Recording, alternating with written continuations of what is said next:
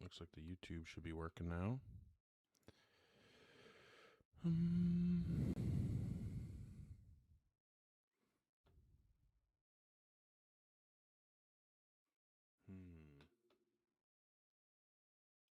didn't want to do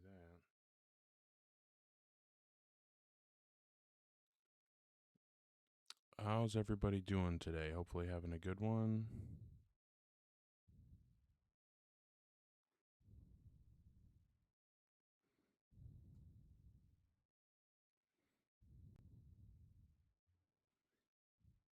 Whoa.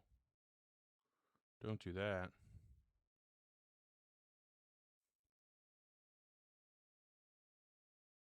Okay. Okay.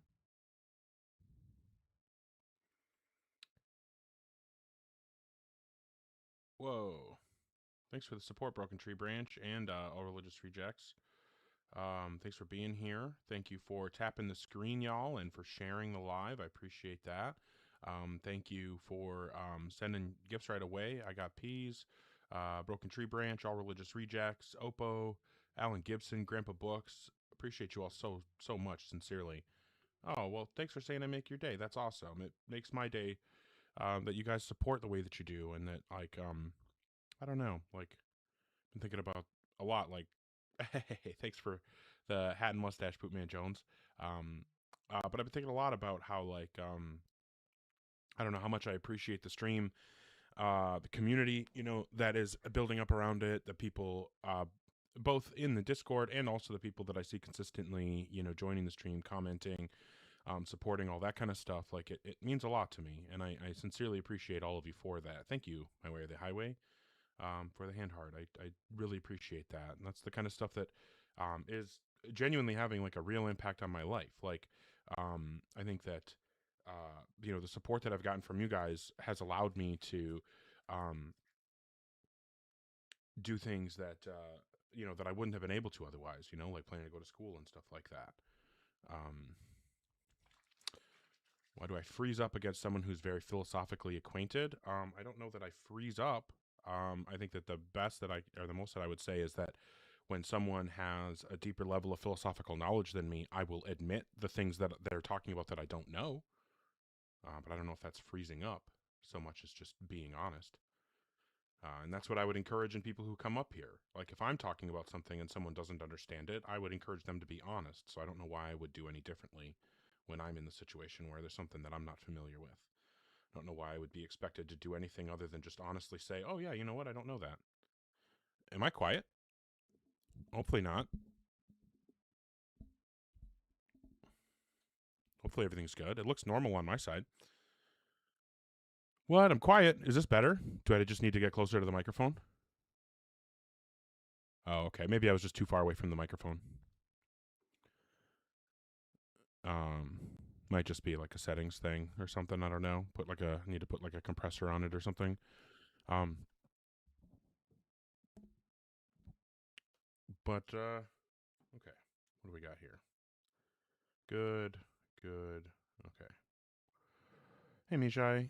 Um, well, I'm glad it's sounding decent. Um, I'm hurting. What happened? I don't know that I'm hurting. If maybe you know something about my mental state that I don't know. Um, thanks for the support. Just so much support right away, and I appreciate it immensely. Thank you, Angry Neeson, both sides, Oppo, Zell. Thank you, everybody. I really appreciate it. For those who are saying that God is real, I understand that that's your position, and I would be happy to discuss that position with you. Feel free to request up. The guest box is open, and I'm looking to talk to folks who are 18 plus and have some kind of argument or evidence that would provide justification to believe in a God. I don't know what it means to say that my spirit is hurting. I don't believe in spirits, so I have no idea what you'd be talking about.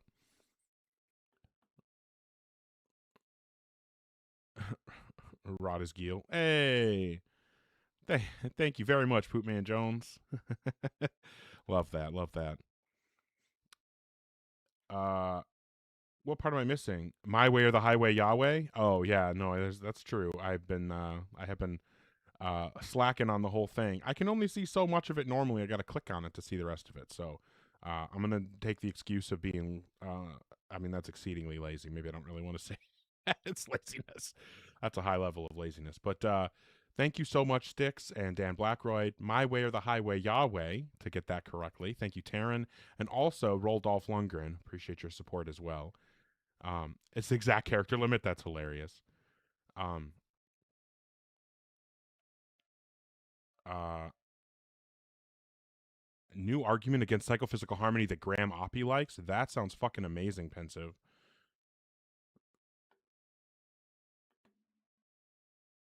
That's really interesting. I recently read his paper against psychophysical harmony, and I thought it was interesting. Thank you very much, Trucker Boy, for the support as well. Appreciate your support. I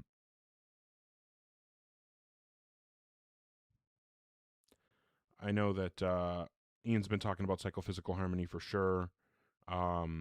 They take the approach of this like psychophysical disharmony, which I think is an interesting approach. And then I think that for the most part, argument from evil lowers the probability of theism by a lot. That's really interesting. But yeah, if you are 18 plus and you have some kind of argument or evidence that will provide justification to believe in a God, feel free to request up. I'd be happy to have the debate. Obviously, my position is that there is no justification to believe in a God, but maybe you could prove me wrong.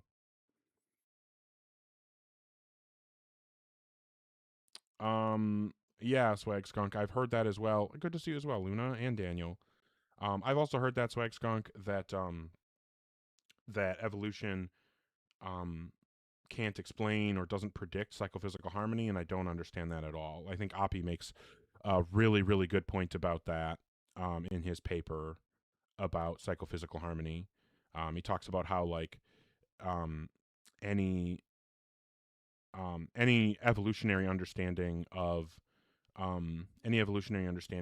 agents with our level of cognition is going to include a long evolutionary history, and there's just no way that psychophysical disharmony could have survived from the earliest conscious or sentient life forms to us.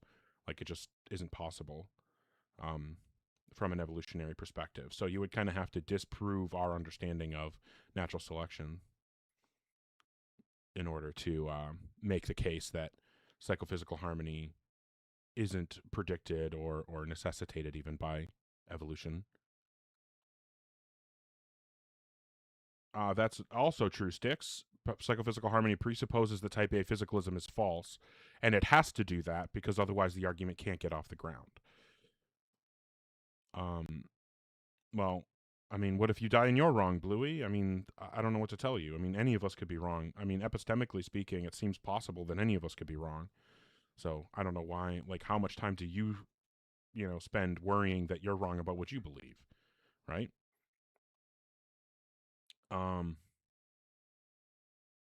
That's probably true, Swag Skunk. Yeah, I think that that's like another thing that the problem that the psychophysical harmony argument has is that not only is it presupposing this dualism, it's presupposing, well, maybe that's just like another feature of it presupposing dualism. Maybe that's a better way to say it. No updates on college. Nothing is happening yet. Classes haven't started. Nothing of that. Polluted. I don't know what that means, Zachary. But yeah, if you are in the guest queue or thinking about joining, make sure that you're an adult and that you have some kind of argument or evidence that will provide justification for your God belief. Hi, Tristan. How old are you? I'm 18. And what God do you believe in? I believe in Jesus Christ, and I believe in the Bible. Okay. And then what would you say is the best argument or evidence that will provide justification to believe in a God? So the way that I look at it is the eyewitness testimony from years back. There was, and I don't know if you've seen it everywhere, but there was like letters written on caves and stuff like that, proving that there was a God that exists, or a man, or at least a man that came to the earth, died, and he wasn't in the tomb anymore. He rose from the dead. I agree with you that people believed that, and I agree with you that people wrote down in multiple ways that they believed that. What is the evidence that that actually happened, though? Well, that's like you saying there's evidence that the air is that the air is here. That's like you saying evidence that you're gonna wake up in the morning. Like it makes no sense. You can't just say point to that because there's so many things that you can't see. There's so many things that you can't see. Like you can't just say Okay, that hold on, I'm not gonna believe in this. Tristan. Are you saying that we don't have evidence that would No, make? Hold on, I'm not stop. I saying didn't that. even ask the question. Are you saying that you don't think we have sufficient evidence to believe air exists? No, that's Okay, not what so I'm we saying. I do was have just trying to sufficient give an evidence to example. believe that air exists, right? Yeah. And do I have sufficient evidence to believe that it's reasonable to think I'll wake up tomorrow? Um. Yeah.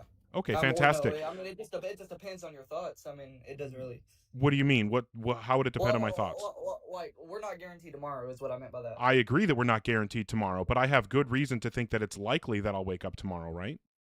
Yeah. Okay, fantastic. What's the good So reason to believe it's likely that a God exists? I guess it just depends on the way you look at it. Because the way that I Well, I look don't. at it is No. I don't want to hear anything that depends on the way you look at it. I only want to hear things that are objectively true, or that we have reason to think is objectively true.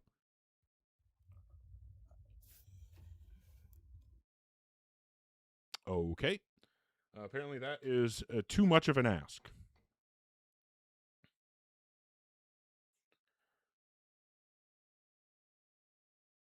Some of the troll comments are really weird. No, I don't remember tickling anyone under the bleachers in middle school. To think that I was the kind of person who would have been under the bleachers tickling someone in middle school is to completely fundamentally misunderstand the type of person that I am and have been. Interesting. I'm just gonna put a big nothing next to Tristan's name. All right. Thank you so much. I'm so glad to see a bunch of people here. Welcome in, Lou, and fucking Poopman Jones and Bradley Cooper and KC and Neurospicy Cat Lady and Lem, and I'm just so glad to see everybody here. I did the thing again that I always say not to do. I started listing people, and as soon as I start, every time I'm like, oh fuck, why did I do this to myself? Because I will forget people that I know I shouldn't forget, and it makes me feel terrible, and I am so sorry for that. Sincerely. But I do appreciate you all being here. Thank you so much for the support as well. Lou, I appreciate the support, my way or the highway, Yahweh, to say it correctly this time. Thank you. Lou, thank you so much. Oh, Grace, using the gay emoji. Thank you. I'm so stoked to see people use that sometimes. That one and the woke one, I fucking love. Thank you, Lamb. KC, thank you so much. No Spicy Cat Lady. And again, KC, thank you so much for the support. All right, if you are in the guest queue or if you're thinking about joining or requesting to get up here, please make sure that you are 18 plus and that you have some kind of argument or evidence that will provide justification to believe in a God.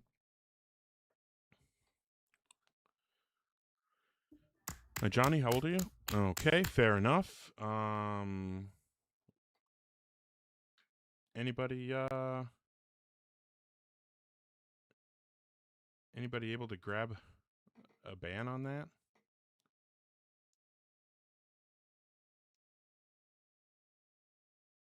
Oh, you know what? I can totally do it.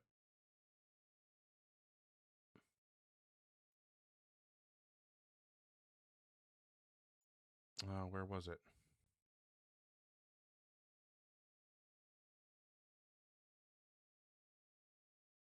There we go. Fantabulous. Okay. All right. So if you are 18, or excuse me, if you're in the guest queue or thinking about requesting up, make sure that you're 18 plus and that you have some kind of argument or evidence that will provide rational justification to believe in a God. King, Yo, how old are you? What's going on, man? 28. And what version of God do you believe in? I think my version is God is everywhere, and everything has some sort of God within them. I don't understand. You don't understand that everything is part of God? That's the version that I believe in. Oh, okay. So you just believe like the universe is God? Like pantheism? Yeah, I would say that. Okay. Well, that just doesn't really qualify for the type of thing that I'm talking about. So then all we would be doing is having a semantic dispute, which I'm not really interested in. But I appreciate you, and I hope you have a good one. If you're in the guest queue or thinking about joining, make sure that you're 18 plus and that you have some kind of argument or evidence that will provide justification for your God belief.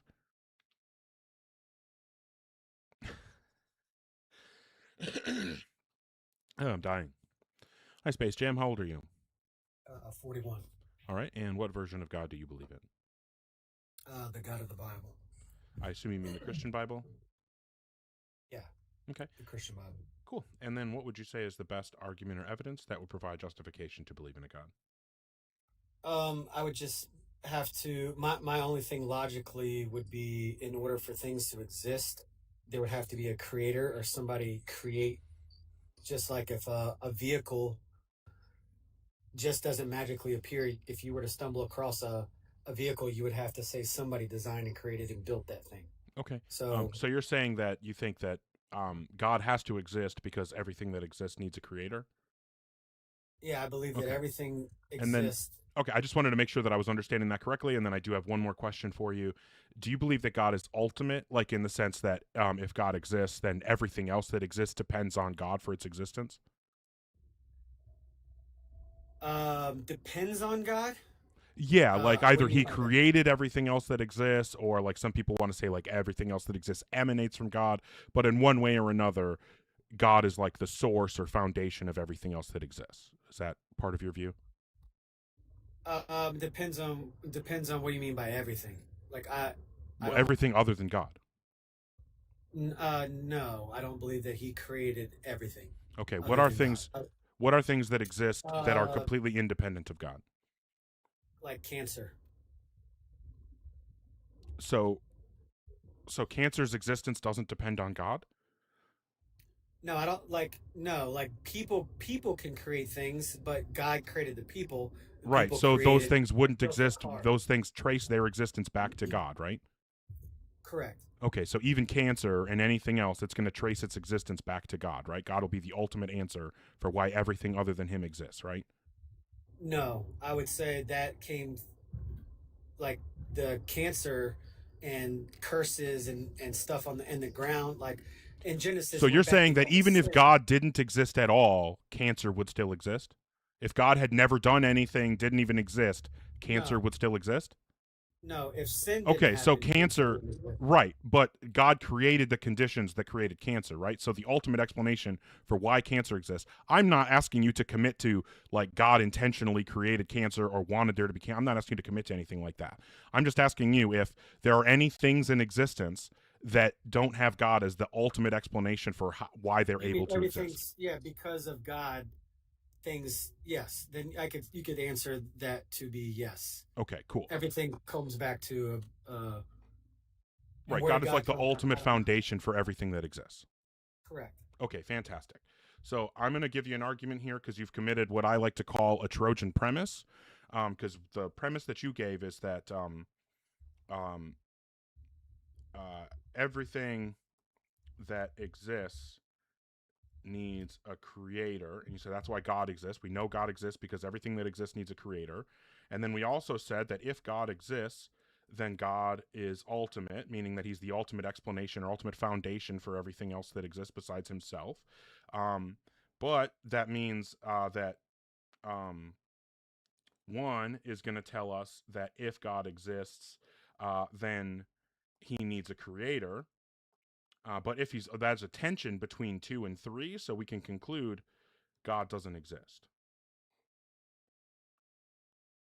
Yeah, that's some of the I don't know the answer or why. Or maybe we could do this in a little bit easier way. We could say everything that exists needs a creator. Except for God, because From he's one, outside of time, space, from and one, matter. we're gonna say if Well, God exists, then he needs a creator. Well, no, hold on. Whatever. I liked it the way that it was before. We're gonna go back. But yeah, basically what I'm saying here is that if everything that exists needs a creator, we don't go there. I'm not saying everything exists. I God. don't know. I wouldn't say if God. God exists, then he needs a creator. So you said that the reason we know that there's a God is because because everything that exists needs a creator, so there has to be a God to have created everything. But we also agree that if God exists, he's ultimate, and we know from one that if God exists, then he would need a creator, so God can't possibly exist based No, on that's not your what I'm logic. saying. No, it's No, not what you're trying to no, say. It's not what you're you're twisting it. Space You're Jam. twisting Space it. Jam, hold on. It's not what you're You're trying to twisting it. say. And no, I'm not twisting it. I'm You just are showing twisting you. it. No, what I'm doing is I'm showing you an unfortunate entailment of your view. So what you need to do to get out of this, well, what I would do if I was you, is I would reject this first thing that you said. I don't think that you want to say things like that because that's what's going to get you in this kind of a pickle. No, I can say that. I don't know where God came from. Okay, Like, well I then don't God know. needs a Like, creator. You already no, he agreed that if doesn't. God No, he exists, doesn't. yes, He does not. yes, No, he does not. your claim is that No, he does everything. not. Okay, so we'll He make does this not. easier. We'll make this easier. Does God exist? You're just Does God trying to, exist? like your TikTok. Does call God people- exist? Does God exist? Mhm. Like, elaborate. What do you mean by does God exist? Like, is he right here, present? No, I'm asking if it's true in reality that God exists. I think that God exists outside of time, space, and I matter. didn't say anything about time, space, or matter. I'm asking if it's true. Is the statement God exists true? Outside of time, space, and I didn't matter, say yes. anything about time, space, or matter. I'm asking if the statement God exists is true without qualification. And my answer is outside of That's time, qualification, Space Jam. I said without qualification. So without adding any qualification to it, just give me a yes or no answer. Is the statement God exists true? Space. And what you're trying to Again, say, Space Jam, stop being dishonest. I know that it's terrifying when somebody shows you that you're wrong, but just No, you're grow, trying put to on your someone that pig, got you, put and on your that's big all boy atheist pants, do. put on your big boy pants and act like you're an adult. So now I'm going to ask you the question one more time. It's a yes or no question. So the answer only needs to be one word, either yes or no, or I suppose you could say I don't know. That's fine as well. So your answers are either going to be yes, no, or I don't know. If it's anything other than those three answers, then we'll all just know what that means is that you can't answer because you know if you did answer, it would ruin your worldview and expose you for being illogical. So is the statement God exists true? I don't know what you're asking. Does I'm God exist? asking you whether the statement God exists is literally true. Does God exist? Where? Okay, well, thank you for the concession. You know exactly what I'm asking you, and you refuse to answer because you know if you do answer, you would have to go back on the thing that you said before. The easy thing to do, the intellectually honest thing to do would have been to say, oh, you know what? I shouldn't say that everything that exists needs a creator because that does commit me to a view that I don't hold. So I'll say a different argument. That's all he had to do. All right. Let me get that out.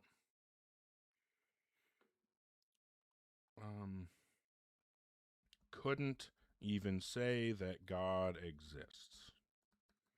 All right. If you are in the guest queue or thinking about requesting, make sure that you are 18 plus and that you have some kind of argument or evidence that would provide justification for your God belief.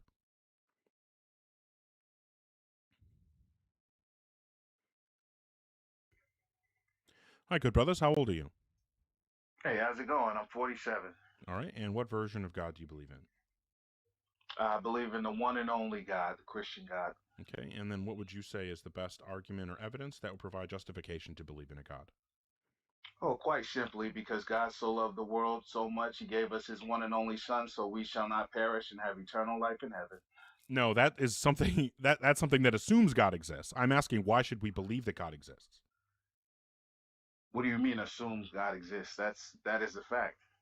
Okay, I What do you mean? don't believe that God exists. What is the reason that I should believe that God exists? Because bald-headed Seth Rogen, I just told you, all right? That's the best you Albino can do? You Shaquille can't even O'Neal. support your own position? Albino Shaquille Like, O'Neal this looking is- motherfucker, I told you, This all right? this is how early Fucking you crash bald-headed out? Seth Rogen, all right? Yeah, because I know your gang. Immediate crash out. Oh, fantastic. All right. If you are in the guest queue or thinking about requesting, make sure that you are 18 plus and that you have some kind of argument or evidence that will provide justification to for your God belief. I know that people tell me that I sound like Seth Rogen. I've actually been hearing that since high school. And back in high school, they even told me my hair looked like Seth Rogen. And then People also say that I sound like Neil deGrasse Tyson. But I will say, albino Shaquille O'Neal, that's a new one. I've heard people tell me my laugh sounds like Seth Rogen, but I don't think it does. I also don't really know what my laugh sounds like, because, like, I don't know. We never really know that about ourselves, unless you're like Jimmy Carr. I think he said albino Shaquille O'Neal, which I think is better than white Shaquille O'Neal for some reason. I'm not sure why, but it hits even harder. But again, we'll bring up the next person, and hopefully we can have a good faith, linear, productive debate. Hi, Trev. Hello. How old are you? 23. All right. And what version of God do you believe in? The Holy Trinity. Sorry if I got a cat kind of yelling in the background. Okay. And then what would you say is the best argument or evidence that would provide justification to believe in a God? There's a few different things. Kind of like how everyone says, well, everything needs to have a creator, kind of like the automobile thing where, car needs to be designed. Well, we can't. We don't want to say that everything needs a creator, because then God would need a creator. So how do we know which things need creators and which things don't?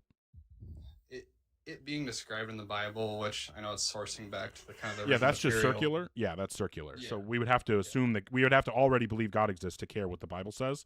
So starting from a position where we don't already believe God exists, what would be the reason to take on that belief? So if you go back to like the Big Bang Theory, them saying, "Oh, well, it started at like a spark of energy or whatever to start." No, that has nothing to do with the Big Bang. You're completely misrepresenting the Big Bang there. No, I'm talking about like in comparison to what humans believe how the universe existed, how it started out. That's the scientific version. The Big Bang has nothing to do with the universe starting. That's what I'm trying to tell you. Okay. I guess then what would be your example of a factual beginning of the universe, or are you unsure of that one as well? I don't have any idea why we would think the universe has a beginning. As far as I can tell, it doesn't have a beginning. Okay, so you think it's been existing forever? Depending on your definition of forever. Well, if there's no beginning, then it's got to be no beginnings. It's got to be forever. I guess again, not forever going forward, but forever in the past. Well, no. See, that's what I'm saying. It depends on what you mean by forever. If you mean temporally forever, like, an infinite number of moments prior to this, I don't think that that's necessitated. I know that there are people who believe that. I'm agnostic to whether that's the case. But whether there is a first moment or a last moment, what I'm saying is there was never a state of existence where the universe did not exist. That's what I'm saying. Gotcha. So even if the universe has a temporal first and last moment, that doesn't mean that it came into existence at the first moment, nor that it will go out of existence at the last moment. Gotcha. Yeah, I understand what you're saying. Okay. So what would be the reason to believe in a God? I would say the evidence when it comes to like the Shroud of Turin and other things, like we know that the Shroud of Turin is a forgery and couldn't have possibly existed during Jesus's lifetime. So obviously couldn't have been, a burial shroud. So that can't possibly provide any evidence. What was the other thing? What study was that said that? I'm just talking about like the type of fabric that it is, the weave. It's like I'll look it up. It's like a triple herringbone weave, and I'll verify that here quickly. But the last study I saw was carbon dated back to when Jesus would have been around. Well, that's not true. But also what I'm saying is that it has a 3-to-1 chevron herringbone twill weave, and that type of weave didn't exist until 800 to 1,000 years after Jesus was supposedly dead. So if that kind of fabric didn't exist for at least 800 years, clearly no one could have had one of them to lay over his dead body prior to his resurrection. So what we would need is evidence that that kind of fabric, that 3-to-1 chevron herringbone twill weave, existed during Jesus's lifetime, so that the fabric could have existed to be laid over his face while he was dead. And my argument for that, if they're factual, is that maybe then timekeeping was a little different back then versus what we have now. Like, because you always What's the evidence for that? Well, there's a bunch of evidence showing that there was some gap between time, like BC and some in AD, showing that, there was some type of history. What's the evidence? I could Google search it. I would go off the app. Obviously, I don't have it with me, but okay. So you don't actually know that there's any evidence. You just believe that there's evidence.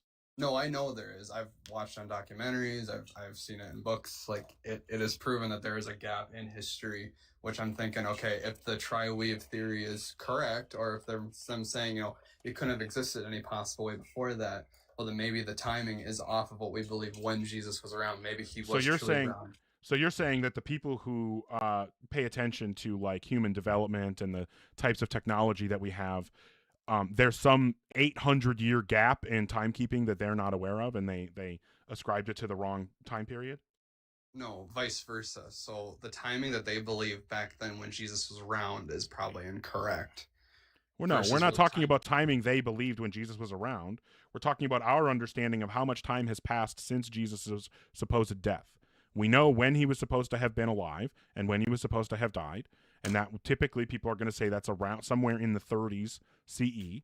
And so if it's the case that Jesus died sometime in the 30s CE, but the type of fabric that the Shroud of Turin is made out of didn't exist until at least 800 years later, then how is it possible that that fabric was laid over his dead body? That's what I mean. Maybe Jesus wasn't around for that time around AD, because I can't think of any. So you're saying that the Bible is wrong about when Jesus lived by 800 years? No, I'm saying. I am saying. Okay, so do you agree that Jesus died sometime in the 30s AD? See, that's the thing. It's if times are okay. So off, when did Jesus die? That one I don't know for off the top of my head. Okay, right. Date. Okay, so what we're going to do now is we're going to get to this insane level of skepticism about historical information, just to preserve your belief about Jesus. But then you're going to say that if I don't accept historical data about that you think proves Jesus' existence, then I'm being overly skeptical. This is the kind of insane shit that you have to do, the kind of mental gymnastics you have to do in order to believe in stupid shit like Christianity. So do you have anything of substance, or do you just want to like pretend that we don't know stuff that we obviously know? Okay, well, we can just go the creator route then, because I'm not going to be disrespectful like that and go off like the other people have. I'm going to keep my Well, you're patience. being insanely disrespectful. Like, obviously saying that stupid shit that you just said a little bit ago was insanely disrespectful. And when you're being disrespectful to me, I'm going to throw it right back at you. If you don't like that, then just engage honestly. Now, if you want to pivot to a different argument because you know that you can't, hang on this one, fine. What's this creator argument that you want to discuss? All right, it comes down to energy can't be relinquished or can't run out or anything, so obviously it has to come from somewhere. But you already said the Big Bang Theory isn't factual, and that's for me. I was going to debunk that because I figured you probably believe in science and facts. Well, no, I didn't say anything about the Big Bang Theory not being factual. I just told you the truth that it has nothing to do with the universe having a beginning. I'm sorry that you are so misinformed on the Big Bang, but the Big Bang has nothing to do with the Earth having a beginning. Okay, well, our energy that comes from us, even though like brains and they're extremely diverse, eyeballs have thousands of different little nerve endings and everything that goes into there. What are we talking about right now? I'm talking about human biology, the way that why are we talking about human biology? We were talking about the universe being created. So what is the evidence that the universe was created? Because energy, like we see every day, is dispersed in many different ways and can't go anywhere. So in theory, when we pass away, our energy within ourselves can't just diminish and go. What does this have to do with the universe having a beginning or being created? We're part of the universe. We are matter. We are matter. But we're talking about the universe having a beginning. Why should we think that the universe had a beginning, that it came into existence? Because we don't have any type of evidence to show that it's always been around. We don't have any type of evidence to show carbon dating past beyond what we can think of. Yeah, nobody's carbon dating the age of the universe. Exactly. So okay, so what is the reason to just saying this other idea doesn't have sufficient support? That means my idea is true. That is not how anything works, right? Everything ages. That's fine. What's the reason to think that the universe had a beginning? If everything aged like the way it does now, there wouldn't be planets, stars being reborn, everything. Why? It would all slowly get to black. Because of degradation. Everything degrades at a certain pace, And if we're either in the beginning stage, or I guess not beginning stage because everything's been around for so long, at a certain point, everything would degrade into nothing. If you What? believe in aging, if you look at scientific aging, the way things degrade over time, What are you even talking about? like how planets would split off, meteors. No, we're talking about the universe. We're talking about the universe. Why should we think that the universe once didn't exist and then came into existence? It does go back onto my belief. Because Okay, so what is the reason to believe that the universe once didn't exist? we don't have What? we don't have that knowledge yet to determine if it's always been around. or Okay, if so there you was- don't know whether the universe had a beginning. We don't know as a society. Okay, fantastic. So would you agree that if the universe didn't have a beginning, then it didn't have a creator? If it didn't have a beginning, it would correlate with what the Bible says, where he's always been around. No, that's God always being around. Correct. Do you believe that God created the universe? I do. Yeah. Okay, and is creation bringing something into existence? He didn't have a creator, but yeah. I'm he not asking created- about God having a creator. I'm asking if I you know. agree that creation it means to bring something into existence. Yes, I believe that he created everything and created the universe and brought. Okay, it so into he created the universe, which means he brought the universe into existence, which means that if the universe never came into existence, it wasn't created, right? Correct. Yep. Okay, fantastic. And if the universe wasn't created, but God is defined as the creator of the universe, then that would mean God doesn't exist, right? Not necessarily, because we don't know. Well, here's the problem. So if God is the creator of the universe, then that means that the universe was created, right? Mm-hmm. And you said that we don't have reason to think. Okay, you know what? I'm actually going to write this down because it's going to be easier to follow. So we'll say if God exists, He created. I wish I had like a computer or the something. behind me. universe. Just If like source God things, I say. created the universe, then He brought it into existence. If God brought the universe into existence, then the universe once didn't exist. And then if we don't have reason to believe that the universe once didn't exist, then we don't have reason to believe that it was brought into existence. You said really we all don't stems have into- reason to believe that the universe once didn't exist.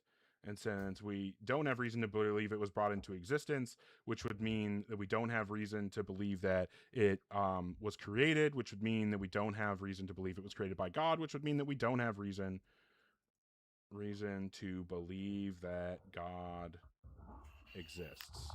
So which premise would you reject? All right, let me read this quick.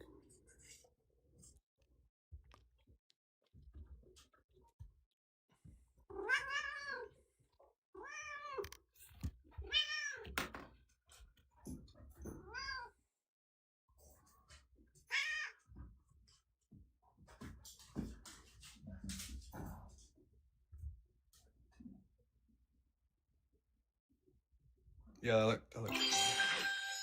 I'm sorry? I said that looks good. Okay, so you agree we don't have reason to believe God exists? We don't have evidence that shows the other points. The one So that my question is, do you agree with me that we don't have reason to believe that God exists? we don't have hardcore physical. That's not my evidence to show question. that. Just answer the I know, question, yeah, please, that's, Travis. That's what I'm meaning. That's what I mean. We Okay, don't I have- just want you to answer the question directly. It's a yes or no question. Do you agree Yes. that we don't have reason to believe that God exists? Correct. Yes. Okay, fantastic. Is there anything else you wanted to discuss? No, that'd be all. I appreciate your time. All right, have a good one. You too.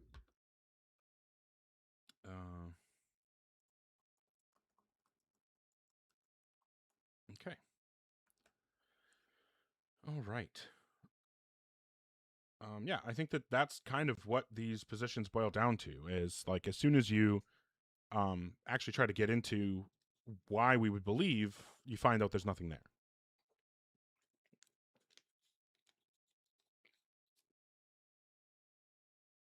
All right. If you are in the guest queue, oh, actually, you know what? Before I bring up the next person, thank you so much, everybody, for the support. Thank you to 3 Pips, Resurrected Skeptic. Thank you so much. And then Colette Alexandria, appreciate your support. Thank you. Lem, Paul, a solipsist, appreciate the support from you as well. Owly, Pokegarumi, and Infectious Bites, thank you all so much, sincerely. I really appreciate it. All right, so yeah, if you're in the guest queue or thinking about requesting, please make sure that you are an adult and that you have some kind of argument or evidence that will provide justification for your God belief. This is not lemonade. It is, in fact, green apple. That's what it is. It took me a second there. I had a brain fart. It is green apple. So it's like a neon green color if you're colorblind. All right. We will bring up the next guest. Abdi, I don't know if I will get to you. I just talked to you yesterday, so I'm going to prioritize people that I haven't just talked to, but we'll see if I can get to you. If you don't want to keep waiting, knowing that I may not, I totally respect that.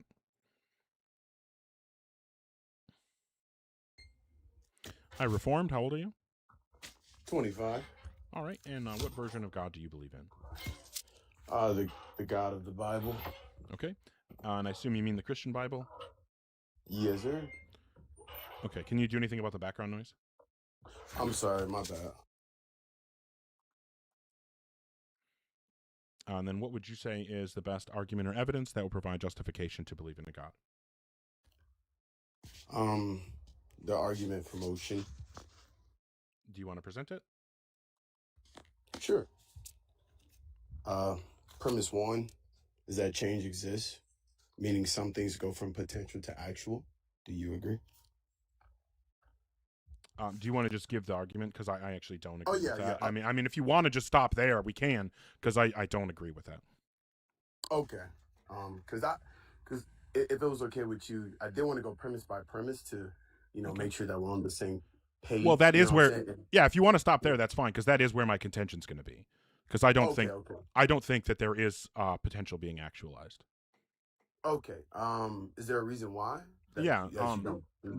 Right. So, if things are in motion, like meaning being changed in that way, or I should say, because motion we're going to define as the actualization of potential, right?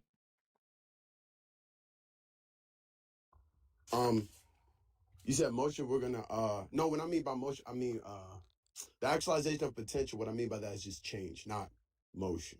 Right. But what I'm saying is that I think that change is something other than the actualization of potential. I don't think that change is the actualization of potential, but this argument is using the word motion to mean actualization of potential, right? Yeah, change, yes. Okay. Well, right, but I don't want to use the word change because then we're going to equivocate on the word change, and so I would rather use motion and actualization of potential, and I don't want to use the word change because that's my critique, is that I think change means something else. Is that fair? Okay. Okay. Could you? Yeah. I understand what you're saying. I just wanted to ask you if it's okay. What is your definition of change, and why do you reject my definition of change? Yeah, I think that change is simply like an object holding contradictory properties at different moments in time. And then, or you could just say like a thing having different properties at different spatiotemporal points. So like, for example, a road can change from 2 lanes to 4 lanes because in one spatial region it's 2 lanes and in another spatial region it's 4 lanes. That's an example of a non-temporal type of change. It's a spatial change. Or what I would say temporal changes are, like I said, if I'm currently sitting down and then later after I end the stream I'm going to stand up, that's me holding 2 contradictory properties at different points in space-time. So different temporal moments I have contradictory properties. So that's how I would want to cash out what change is. The reason that I don't think it's actualization of potential is that I don't think that there's potential being actualized. What do you think I mean by potential? So we could get like probably a common ground there, or probably not. But I just want to the way something could, the way like a way a thing could be, but it's not actually yet. Would you right? Agree? Yep. So when you said, for example, that you said after the stream, right? You could stand up, right? But that you standing up is not actually yet, right? Meaning you have that potential, right? You have that possibility to stand up, but it's not actually happening right I now. understand from your view that's how you see it. What I'm saying is that because I take the eternalist view, I think that the moment where I'm standing and the moment where I'm sitting, both moments are equally real. They're just at different points in space-time. So when I Oh, you when talking I about like the I'm sorry, go ahead. I'm sorry. when I change from sitting to standing, that won't be an actualization of my potential. That'll just be the progression of existence across an already existent series of moments. But I can give So you are the you saying argument for why I don't think that potential is being actualized. okay. So are you saying that you take the beat time theory from what I know it's the beat time theory, the B theory argument where Yes, I do hold to the basically B like theory of time. Yep. okay. Like you mean like all moments in time past and present and future equally and potential and permanently exist. Mm-hmm. Meaning time is something that flows or moves or is more like a landscape that is and we are moving through it. Yes. Basically like that, right? Yes, the passage of time is subjective, not objective. Okay. We experience time passing because of the type of creature we are and the way that we interact with space-time, but time Mhm. passing isn't the thing that actually happens. It just seems So that way to basically us. So basically on this view, nothing really becomes anything, meaning nothing really changes, right? We're just Well, passing through right. like I mean, this. you could say from a certain perspective that nothing really changes, but I don't want to say that change never happens, because I do think like me going from sitting to standing up, I do think that's a change. I just wouldn't cash Yeah, that out in terms of potential being actualized. potential being actualized. Yeah. Right. So let's say that if things are in motion, meaning potential being actualized, then either the unmoved mover is eternally moving each specific moment or begins to move each specific moment. Those are the only two options if things are in motion. But if the unmoved mover is eternally moving each specific moment, then each specific moment is eternally actual. It never gets actualized by that unmoved mover, right? Because he would have already actualized it eternally, so that can't be the case if things are in motion. But if each specific moment is eternally actual, that's what I just said. If each specific moment is eternally actual, then things are not in motion. That there is no actualization being, no potential being actualized. However, the other horn of the dilemma is that if the unmoved mover begins to move each specific moment, then that means that the unmoved mover moved. But the whole idea of this is, the unmoved mover is the unactualized actualizer. But Yeah. if God is beginning to actualize each moment, then that means that God is actualizing in himself the potential to actualize each moment, which means God has potential, but he can't have potential. So again, the dilemma is that if things are in motion, either the unmoved mover is eternally moving each specific moment or begins to move each specific moment. If it's eternal, well, then no moment is ever actually actualized. It was just already actual. And if it's the unmoved mover beginning to actualize each moment, then that means that the unmoved mover itself is moving, which it cannot do. So it's literally not possible for things to be in motion in the sense of actualization of potential. Okay. And you don't think that, the unactualized actualizer, because you already know that, where the argument leads is that, this being has no potential that can be actualized, but you were saying that the fact that it does actualize the potential of the universe shows that it has potential that's not being actualized.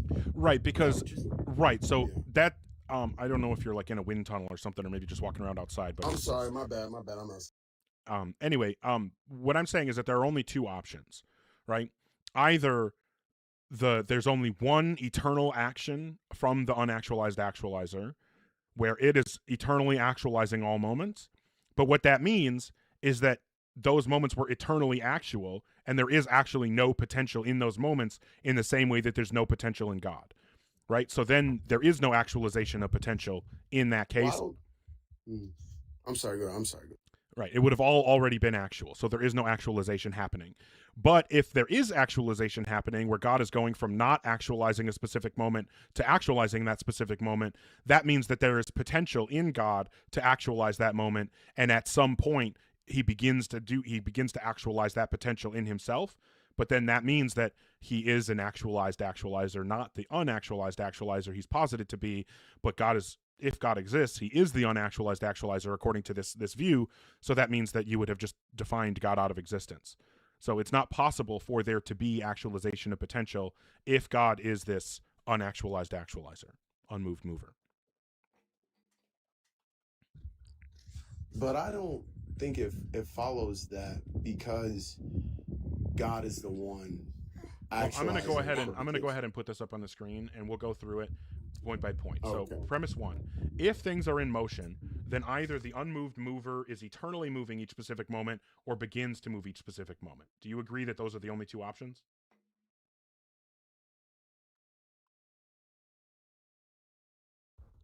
I'm sorry, I'm reading it right now. Yep. Yep, just the first premise.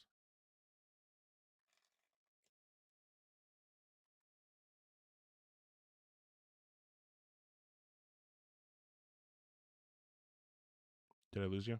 You're muted. I don't know if you're... No, I'm here. I'm sorry. I'm trying to make sure I understand what you're saying. I'm not.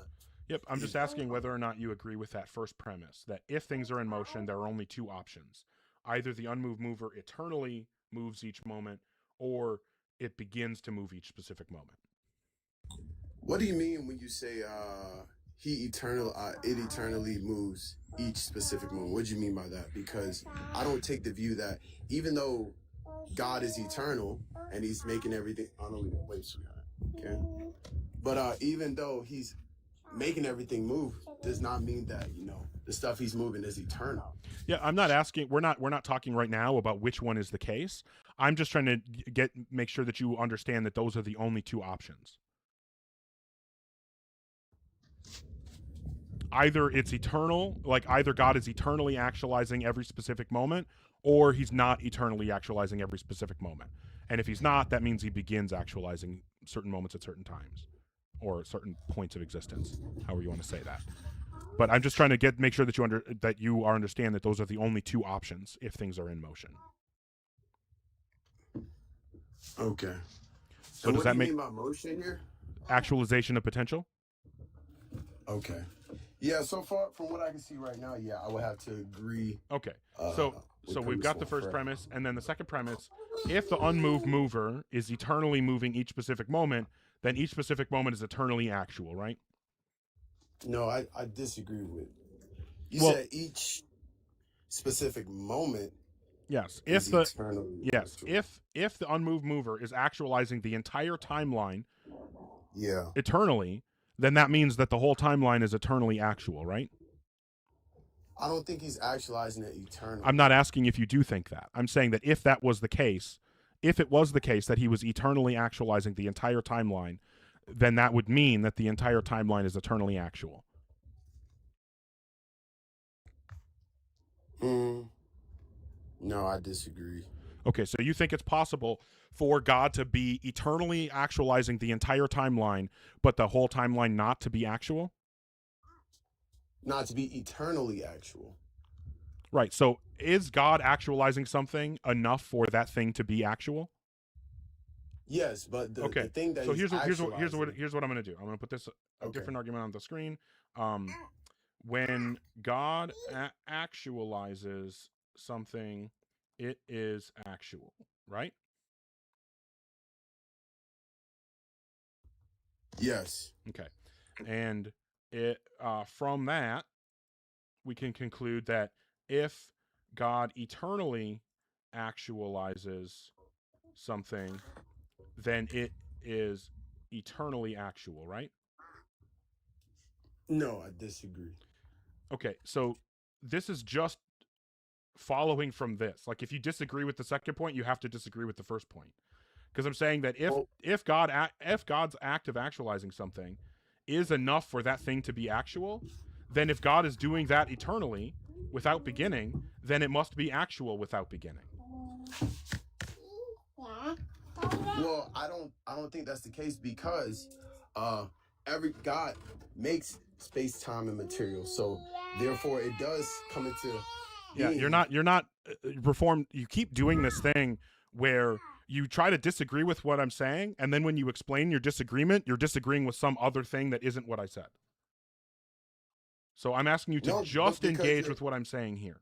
That's what I'm trying to. You said if God eternally actualizes something, right? Mm-hmm. Then it's meaning the thing that he's actualizing is eternally actual. Yes, meaning because that follows from always this thing that you exists. set up here. Yes. So in any state, maybe we'll say it this way.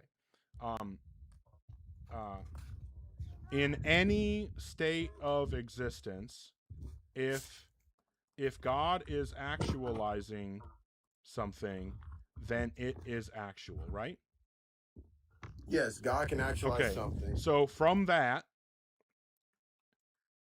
means that if God is actualizing something in all states of existence, then it is actual in all states of existence, right?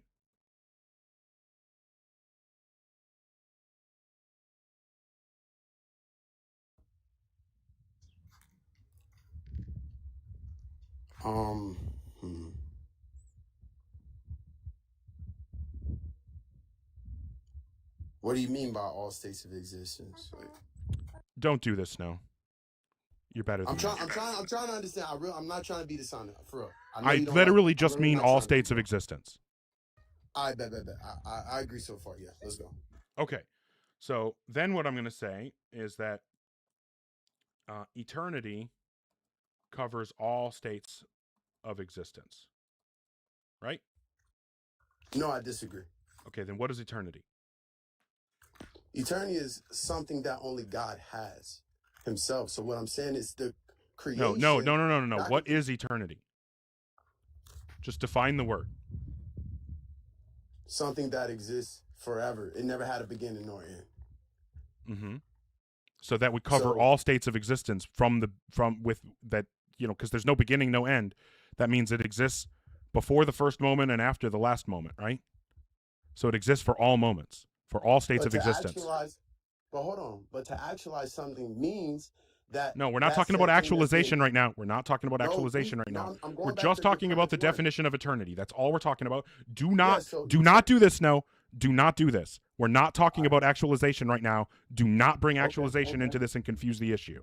All we're talking about is whether eternity covers all states of existence.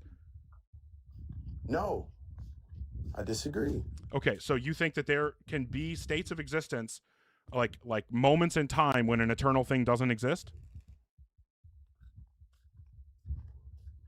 No, that's not what I'm saying. You're not letting me expound on what I mean. Then tell me how something that is eternal can have states of existence where it doesn't exist. You said something eternal can have states of existence where it doesn't exist? Yep. You're presupposing that the universe is eternal. No, I'm not talking about the universe, dude. Or whatever God. I'm talking about God being eternal. I'm just talking about God being eternal. Yes. That means that God being eternal means that he exists in all states of existence, right? Yes. Okay, fantastic. So we agree that being eternal. Okay, maybe I'll phrase it that way. A thing being eternal means it exists in all states of existence, right? Yes, it has okay, fantastic. What you mean by that. Yeah. So yes, okay. So a thing being eternal, and then we agree. You think that God is eternal, right? Yes. Okay. Yes, he's eternal. Okay, so we're gonna say that. So a thing being eternal. Okay. So we already said that if God is actualizing something in all states of existence, then it is actual in all states of existence. And we said that a thing being eternal means it exists in all states of existence. So we can conclude that if God is actualizing something eternally, then it is actual eternally. So now what you have to do in order to get out of this conclusion is disagree with one of the things you just agreed with. Hold on, let me read it again to make sure.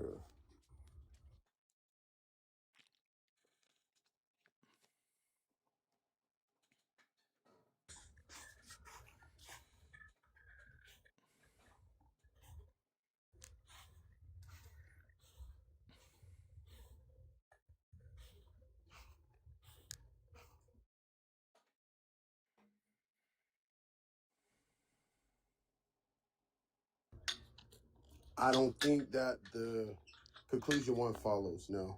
Okay, where does the inference rule break down? Well, you said that here,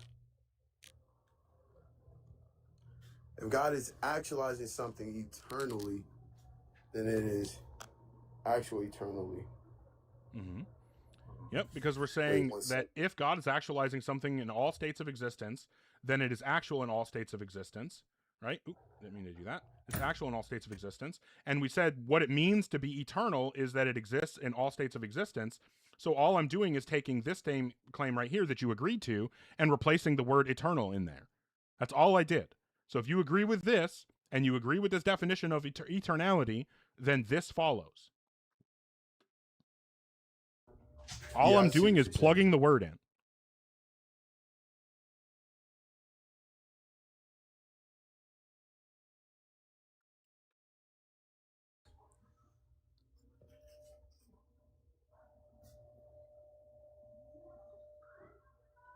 Well, when you say all states of existence, right? Let's go back to that. Premise two, No, I'm not right? doing it. Hold on. I'm trying No, to Snow, I'm follow not with you. I'm not I'm gonna really trying to follow with you, bro. I I'm not don't trying to believe be you. dishonest, I for real. genuinely don't believe you. I'm serious, bro. Because when you say, let me just explain this point real quick, okay? Please just hear me out. I beg you. So when you say God is actualizing things in all states of existence, right? I don't think that follows, because some states of existence is temporal, meaning that if that thing is now coming to existence, that's not God, because God is not something that comes into existence. This has nothing to do with anything that I said. I was Connect going to this premise two. connect this Premise, to what I could you said. pull back up premise two, please? That's Premise, what I'm trying to. premise 2 says if God is actualizing something in all states of existence, then it is actual in all states of existence.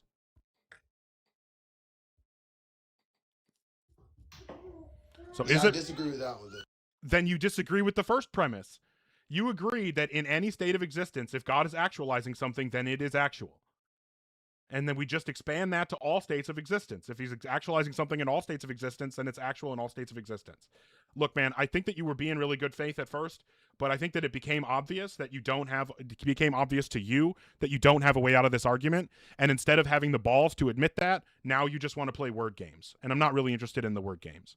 I mean, thanks for at least, being good faith for the beginning part of the conversation, but I recommend that you think about the fact that instead of engaging honestly, you would rather play word games, because I don't think that you're normally that kind of person. That's not the vibe that I get from you, but I want you to notice that No, I'm not that's what trying you to be, did brother. as soon as I'm you had firm. problems with the argument. I'm really not trying to be like that, bro. Well, that's I know all you you're don't that like is that. what you're So, doing though. I don't know what you're trying to do, but that is what you're doing. You're just playing word games to get around the entailment of your view. I'm explaining to you, and what you're trying to do, instead of acknowledging the thing that is obviously true and obviously follows, you're trying to play word games to get out of it. You're twisting yourself into pretzels. So do you have anything else to add? Otherwise, I'm just going to move on. I'm gonna think about what you said, and I'll come up another time. Thank All you right. for your time. Take care of yourself. I mean, seems like a nice enough person, but it's just obvious that at a certain point, you just stop engaging. Holy shit. Infectious Bites, thank you so much for the galaxy. Fuck yeah, thank you so much. That means a ton to me. Thank you. Wow. All right. Well, I appreciate that immensely. Thank you also for the support, Lupine, Poopman Jones, Lou. What is this? Laura. Lorosaurus Rex. I like that. Thank you so much. Also, for the earlier support, Infectious Bites and Pokegarumi and Owly. Thank you, everybody. Thank you, Slice, for the heart me. Appreciate you all so much. When I'm in the middle of those conversations, I forget that there are people watching. Like I'm like so wrapped up that I forget that there are people here. So I'm glad you guys enjoyed the conversation. Hopefully we can continue to have decent, good faith conversations. Okay, what we're gonna do? Oh shit! There we go. All right, add that to my notes. I'm gonna go mover. Started good faith. And got pretzely. Hey, thank you so much, Poopman Jones, for the hat and mustache. Appreciate you. Yes, woke, and gay.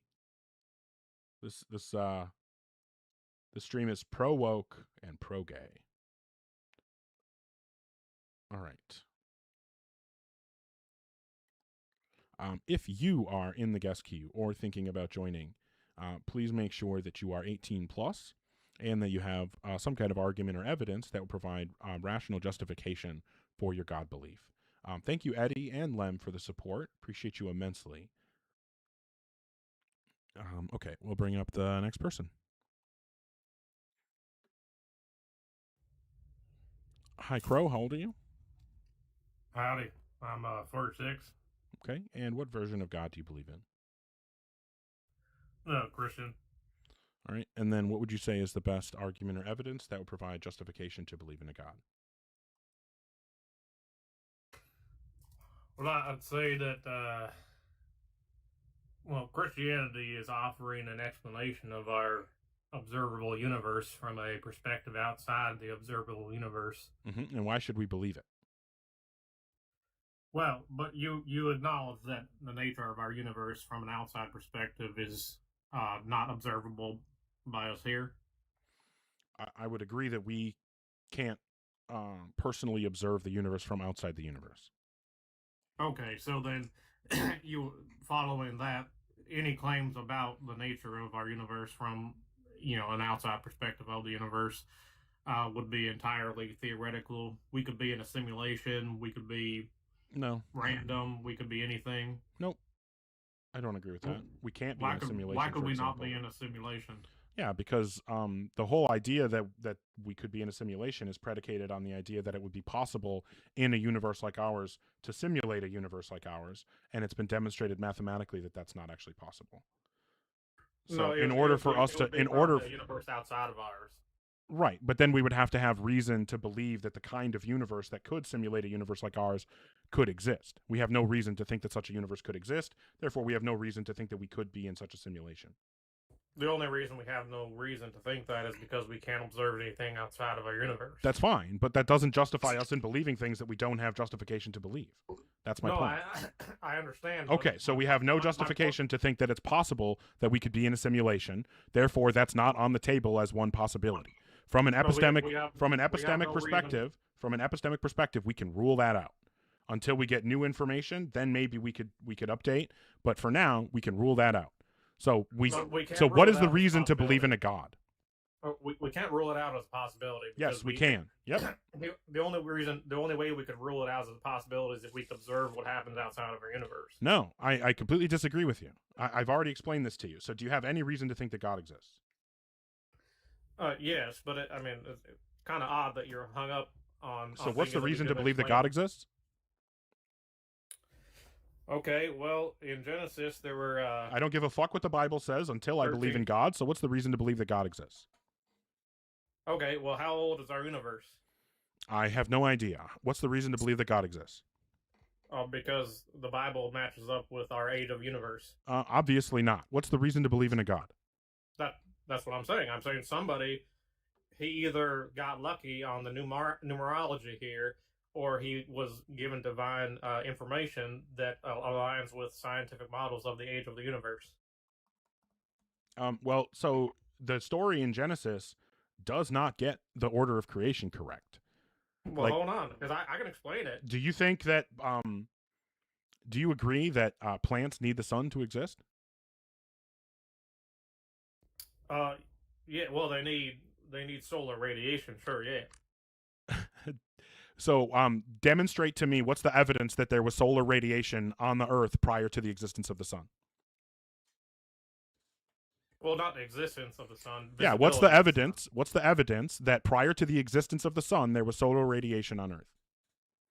I didn't say before existence. Okay, that's what I'm asking for, because that's what the Bible claims. The Bible claims that the plants existed before the sun existed, and we both agreed that in order for plants to exist, they need solar radiation. So what's the evidence? What's the scientific evidence, since you say that this lines up with science? What's the scientific evidence that there was solar radiation on Earth prior to the existence of the sun? That's not my claim. That is your claim. Yes, your claim, Bob. Your claim is that plants need solar radiation to exist, and your claim is that the Bible's creation timeline lines up with the scientific timeline, which means since the Bible's timeline has plants existing prior to the sun existing, you must have scientific evidence to show that there was solar radiation on Earth to keep the plants alive before the sun existed. So what's the scientific evidence that there was solar radiation on Earth prior to the existence of the sun? The sun existed. It just would not have been observable to the person who wrote down the book. That's not what I asked. If he was right, what's the order of creation in the Bible? Why don't we take a look here? So on the first day, when God began to create the heavens and the earth was complete chaos. Darkness covered the water, darkness covered the face of the deep, while a wind from God swept over the face of the waters. Then God said, "Let there be light." There was light. God saw the light was good, separated the light from darkness, called the light day and the darkness night.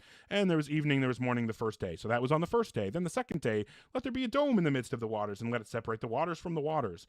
God made the dome and separated the waters and that were under the dome from the waters that were above the dome. And God called the dome sky. And there was evening and there was morning the second day. So now we know that on the first day, God created light. On the second day, he created the dome. On the third day, let the waters under the sky be gathered together in one place. Let the dry land appear. And it was so. God called the dry land earth. And the waters that were gathered together he called seas. God saw that it was good.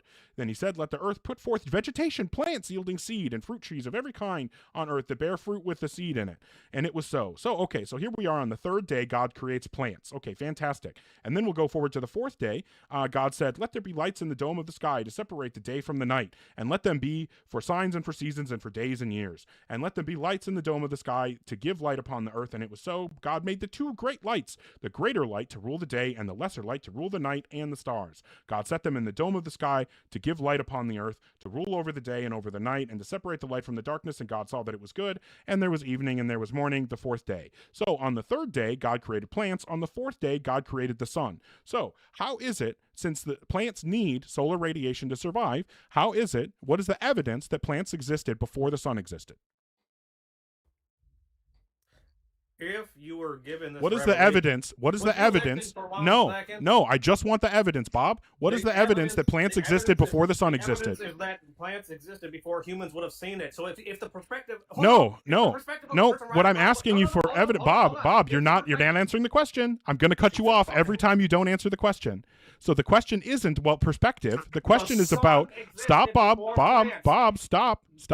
Bob, you got to stop. You got to stop, Bob. The Bible story says that the plants came into existence before the sun did. So if this is scientifically correct, hold on, calm down, Bob. The Bible story is that plants existed before the sun existed. In order for the biblical story to line up with science in the way that you said it did, there must be scientific evidence that plants existed before the sun existed. Is there scientific evidence that plants existed before the sun existed, Bob? No. Oh, fantastic. So then that means that we can completely... Hold on, Bob. Bob, calm down. No, we're not going to play this. Okay, so you have two choices, Bob. Either you can let me talk so I can move the conversation forward, or I'm going to drop you. So as soon as I'm done with this sentence, either you're going to be done talking and allow me to move the conversation forward, or I'm just going to drop you. So what I'm trying to do here is move the conversation forward. So now, where we started was you said the reason to believe in God is because the biblical creation story perfectly lines up with science. Now you and I both agree that the biblical creation story does not line up with science. So we can get rid of that as a reason to believe in God. Now that we no longer have that as a reason to believe in God, what is the reason to believe in God? If you go back and talk about Genesis again, I'm just dropping you because that's already done. We're already done with that, Bob. You need to have the balls to admit it. You're running? I'm not running. You're running from an actual conversation. It's already been shown that your claim was wrong. So now we can either move forward or I can move on with another person. Give me 60 seconds to break it down. Oh, you know what? I'll give you a full 2 minutes, Bob. Go ahead. Okay, a full 2 minutes. Thank you. So. All right, fantastic. If you are in the guest queue or thinking about joining, make sure that you are 18 plus and you have some kind of argument or evidence that would provide justification to believe in a God. Biblical creation lines up with science. That was the claim, and that was debunked. If your claim gets debunked, well, no, Bailiwick, because he wants to say, if you say that the Bible story lines up with science, then you have to say that the days in the Bible aren't literal days and that they're like thousands of years or whatever. What am I drinking? I'm drinking green apple something. All right. Okay, so, yeah, green apple something. Diet Coke on top. No Diet Coke.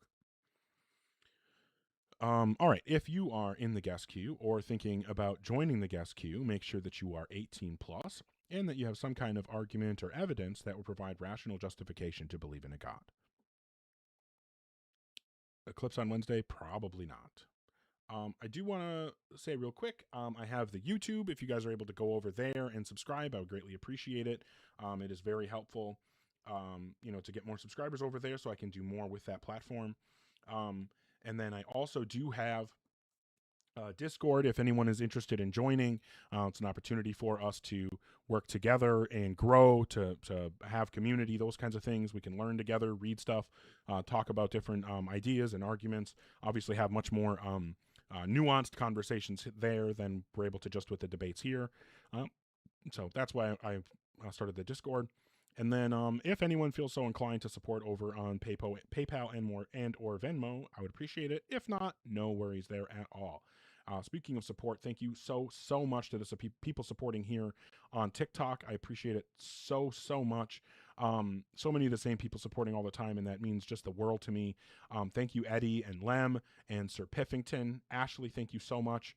Lupine, Poppy Loco, Benjamin Washington, Racy Stacy, and again, Lem. Thank you all sincerely for the support. Honestly, like it just, I feel like I don't know how to properly express how much I appreciate your support. Oh shit! You know what I forgot to do? 61. We're gonna change this.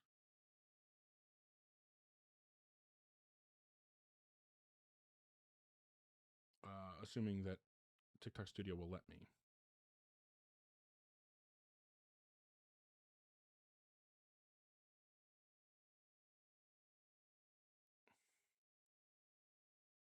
Okay, that's what I wanted. Okay. Also, the fact that over 6,100 followers, that's fucking awesome. Thank you, all of the followers, everybody, for supporting. Again, I don't feel like I say it enough, but then I don't want to become a broken record. So I don't know, try to find that balance, but just know that you're appreciated, everybody. Thank you. And once again, if you're in the guest queue or thinking about joining, please make sure you're an adult and you have some kind of argument or evidence that will provide justification for your God belief. Hello? Hey, Abdi, what have you got for me today? How are you? Yeah, I got some. I'm not gonna lie, I wanted to start off saying, like, bro, your streams are very funny. Like, you make my day. I just wanted to say that. Fair enough. I'm surprised, The 2 minute but all stuff right. is so funny. Yeah, the 2 minute stuff is so funny. Oh, But, yeah, that's yeah, oh, yeah. I got. I'm not gonna take or claim that I came up with that. That was the thing I got from Justin. But anyway. Oh, really? Okay. We've I see. talked a lot, so I don't want to belabor the point too much. Is there something specific you wanted to discuss? Yeah. Epistemic gap, right? You don't think there is any With what? like type A physicalism? No, I don't see any reason why we should think there is one. All right. Can I run some like arguments and you let me know what you think? Okay. Yeah. So the first one, premise one: a complete physical description specifies all physical structure, causal relations, functional organization. Hold on. A complete physical description specifies what? All physical structure. Structure. Causal relations. Causal relations. Functional organization. Okay. Dispositions, etc. Okay. Yep. Premise 2: knowing all those physical/functional facts does not obviously entail knowing what the relevant state feels like.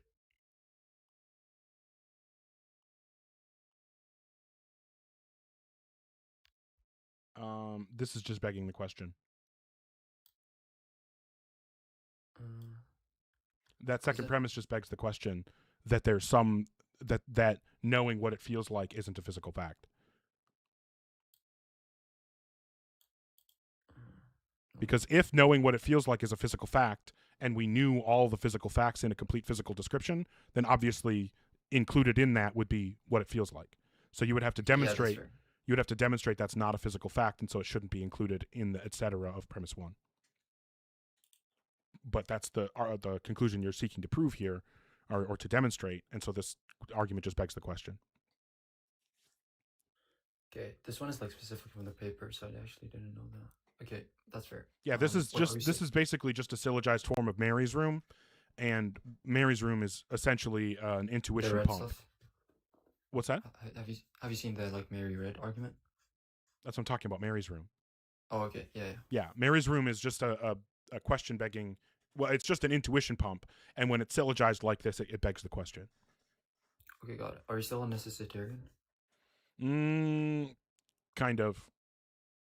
What do you think of the zombie argument? Zombies? The philosophical zombie, sorry. Yeah, I think that they're metaphysically impossible. Really? So Yep. you don't think conceivability is enough? No, absolutely not. Conceivability is definitely not a demonstration of possibility.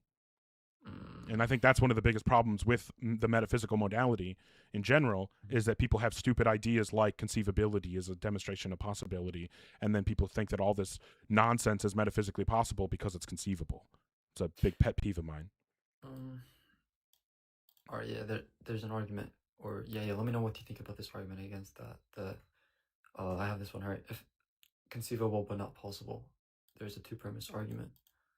So premise 1: something can be metaphysically necessary without its necessity being a priori obvious. And then premise 2, or that's just then premise 2, therefore, quote, zombies are metaphysically impossible, quote, does not entail, quote, zombies were conceptually incoherent all along, quote. So the conclusion, the epistemic gap remains unless the physicalist explains the a priori entailment.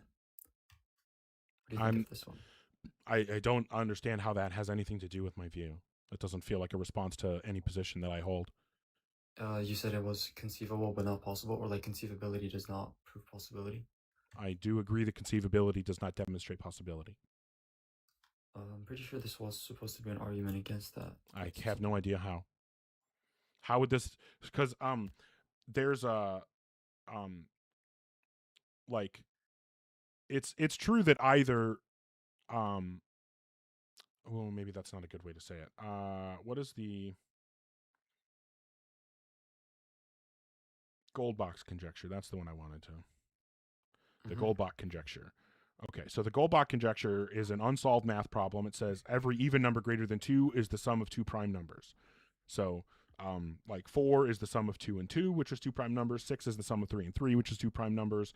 8 is the sum of 3 and 5, which is two prime numbers.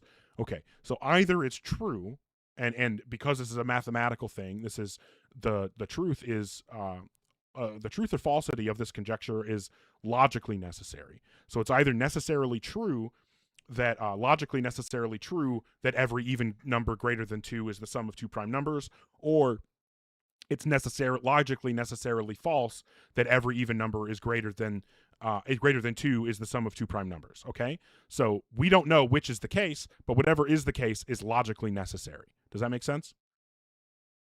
Not quite. Well, do you agree that mathematical truths are logical necessities? Yeah. Okay, so this is a mathematical truth that we just aren't aware of which one is true. We don't know if the positive of Goldbach conjecture is true or if the negative of it's true. But whichever one it is, it's a logical necessity because it's a mathematical truth, right? Yeah, so therefore Okay. the other one is going to be impossible. Correct, exactly. However, I can conceive of the Goldbach conjecture being true, and I can conceive of it being false, which means necessarily I'm conceiving of something that is false. Like necessarily it's true that I'm conceiving of something being true, even though it's necessarily false. We don't know which of the two is the one that's necessarily false, but since I can conceive both of them, I'm at least conceiving one necessarily false thing. And that's just a logically, that's an even broader scope of necessity than metaphysically. So if I'm able to conceive of something that is logically necessarily false, then obviously just being able to conceive of something as metaphysically necessary does not provide any demonstration that being able to conceive of something as metaphysically possible does not provide demonstration that it actually is metaphysically possible, because we can conceive of things that are logically impossible. Okay, yeah, that's fair. Okay. Well, I don't want to. I don't want to run through like a murderer's row of syllogisms. So I'll move on. But I appreciate the good faith conversation, and I wish you nothing but the best. Have a good day, man. Take care. All right. If you are in the guest queue or thinking about joining, make sure that you are an adult and that you have some kind of argument or evidence that will provide rational justification to believe in a God. A physicalism, Mary's room, Goldbach conjecture, or maybe I should just put conceivability. Conceivability and possibility. I cannot spell. That would be helpful if I could spell more consistently. All right. Thank you again for the support, everybody. Thank you to holy cow. Okay. Sir Piffington, Production Room, Mr. Christ, Miss Janie, Lem, Racy Stacy. Thank you, everybody. Okay. I will bring up the next guest.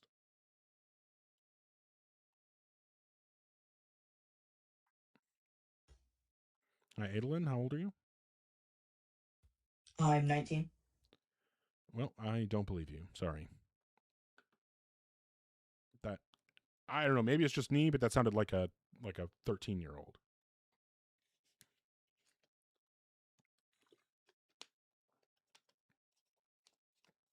And of course, I'm not a perfect judge, but I can only do my best. Yeah, exactly, Sir Piffington. All right. If you're in the guest queue or thinking about joining, make sure that you're an adult and you have some kind of argument or evidence that would provide justification for your God belief. Like Chris, how old are you? Jesus loves you. Okay, now that's definitely a child.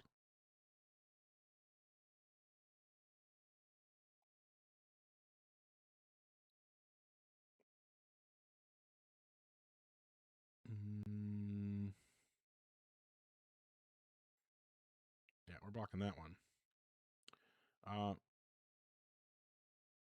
Adolin, if you want to come back up, I mean, I don't know. I'll try. I just do not want to be talking to kids. That's fucking gross and weird.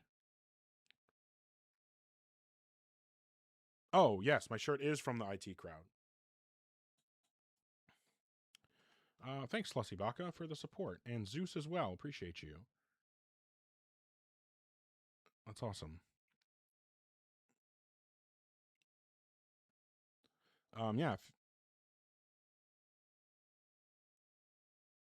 Yeah, thanks, 3 Pips. Yeah, requesting up, you just hit the pink and blue people next to the text box.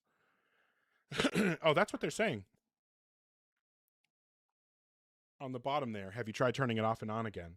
And Moss is holding the Made in Britain fire extinguisher. Hey! Oh, criminy. Good times. I was just watching the other day the episode where Moss is like, 4, I mean 5, I mean fire. Good times. Love that show. Yeah, I don't know. What do we do? Do we hit a reset? Yeah, the theists all ran away. Yes, Casey is always making me into pharaohs or spacemen and shit.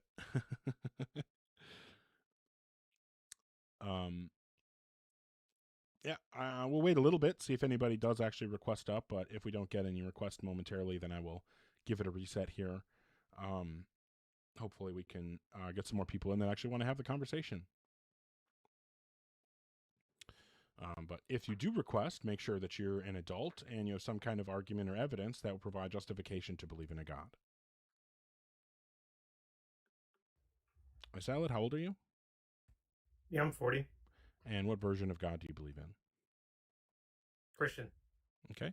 And what would you say is the best argument or evidence that would provide justification to believe in a God? Through numerology, the Bible predicted the end of our life on Earth. And how did you confirm that it was correct? Well, it's based on scientific models of when the sun is going to essentially evaporate all life on Earth. How did you confirm it's correct? And that lines up with numerology found in the Bible. Why should I care what anything that's arrived at by numerology? I don't know. It would be a statistic improbability for it to line up that well. No, as far as I'm aware, numerology is, just moving shit around until you find something that you think is meaningful. So obviously, if you can assign whatever numbers you want and you can manipulate them in any way that you want, you're going to be able to get to whatever number you want. So what's the reason why I should take numerology seriously? Well, if you're just looking for statistical anomalies, then, that might be a reason to take it seriously. Yeah, why? Why would statistical anomalies make me take numerology seriously? Because of the improbability of it. And things that are improbable, maybe... Yeah, what's maybe the demonstration? What's the demonstration maybe it that... happened by chance, or maybe it happened by divine revelation. So what's the demonstration that conclusions arrived at via numerology are consistently correct? I did say they were consistently correct. Well, then why would we rely on something that isn't consistently correct? You don't have to rely on it. Okay, but, so then we shouldn't believe things that we arrive at via numerology, right? Maybe not all things. Okay, well, if we can't tell via numerology which things we should believe and which things we shouldn't, then obviously it's not a tool to tell us which things to believe and which things we shouldn't. Just because something lines up with something that you like doesn't mean that you should believe it unless the tool lining up with the thing that you like is reliable. So what I would need is a demonstration that numerology reliably arrives at true conclusions. Can you provide that demonstration? Well, I mean... That's a yes or no question, Salad. Can you provide the demonstration that conclusions arrived at via numerology are consistently correct? No, just that... Okay, fantastic. So it doesn't sound like we have any reason to rely on anything in numerology. So what's the best reason to believe in God then? Well, it doesn't... You don't have to conclude that all conclusions of numerology are correct. You just we just agreed, though, that it's unreliable. It's an unreliable tool to arrive at true conclusions, so we should not believe conclusions arrived at via an unreliable method that, by definition, is unreliable. So since we know that numerology is unreliable, what is a reliable path that we could use to get to the truth that God exists? Well, you can't look at anything that exists outside of our universe, so it doesn't matter. Okay, so there's no reason to believe in God? No, there's no proof. There's no proof. I'm asking for a reason to believe in God. Is there a reason to believe in God? That's based on a reliable method that we know gets us to truth consistently? No, the reason you would have to... Okay, so no, there is no reason to believe in God based on a reliable, consistently truth-tracking method? Well, no, you can't prove God. Okay, fantastic. So I'm glad that you agree that there is no reliable method that would lead us to the conclusion that God exists. Thank you for the concession. If you are in the guest queue or thinking about joining, make sure that you are an adult and that you have some kind of argument or evidence that would provide justification for your God belief.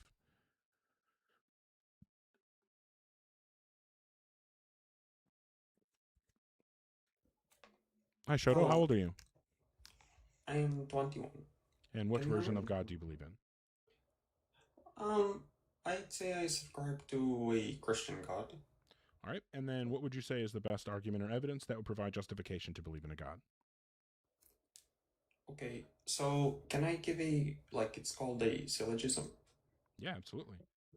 Okay, so premise one is, if a self-embedding keeps all structural features... Oh, no, we're not going to do this, Shoto. Nope, Shoto, we're not going to do that. Just normal, everyday language. I'm sorry, I don't understand. Yeah, we're not going to do jargon. We're not going to do, terms that are specific to specialized fields. We're not doing any of that kind of stuff. So just normal, everyday English language. That's my apologies. I didn't understand. Okay, so premise one is... Okay, so I'll try to explain it this way. So here's what we won't do. We're not going to have you define a bunch of terms and then use those specialized terms. We're just not using the specialized terms. Okay, I understand. So premise one is So it's if the self-embedding keeps all structure features Nope. the same. Nope. Already told you so, Shoto. We're not doing that. I can't, bro. Was that all you had? The Phil Bro crash out and the Joker laugh? Okay, fair enough.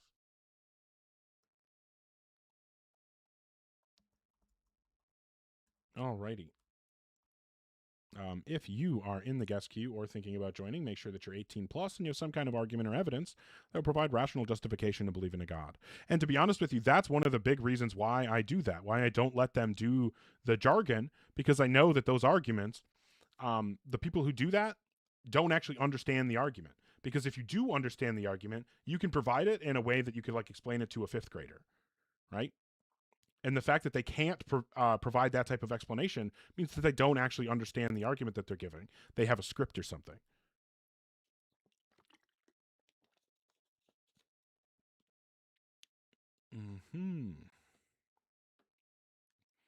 All right. And if they didn't take the time to understand their argument, then there's no reason for me to take the time to try to understand it.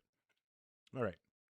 Once again, if you're in the guest queue or thinking about joining, please make sure that you're an adult and you have some kind of argument or evidence that will provide justification to believe in a God. That's exactly it, Darwin. I know tons of people, people with PhDs. There's a philosopher that I talked to that insanely highly educated. And every time I talk to him, I don't ever have to worry about jargon. He uses normal people words. Now, could he wreck me with all kinds of jargon that I've never heard of before? Absolutely he could. But he doesn't, because he actually wants his points to be understood by people. Okay.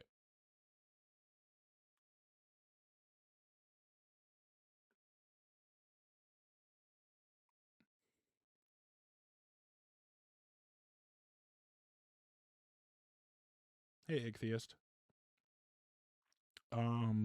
Maybe Aiden is not going to connect. Bueller. 3, 2, 1. There we go. All right. Once again, if you're in the guest queue or thinking about joining, make sure that you are an adult and you have some kind of argument or evidence that will provide rational justification to believe in a God. A couple crash outs, Igtheist, but I am not really the crash out stream. I don't really let the crash outs continue. I just end the conversation because that's not what I'm here for. I don't know who Kevin Owens is, but he sounds like a handsome guy. Hi, Evolve. How are you? 20. All right. And what version of God do you believe in?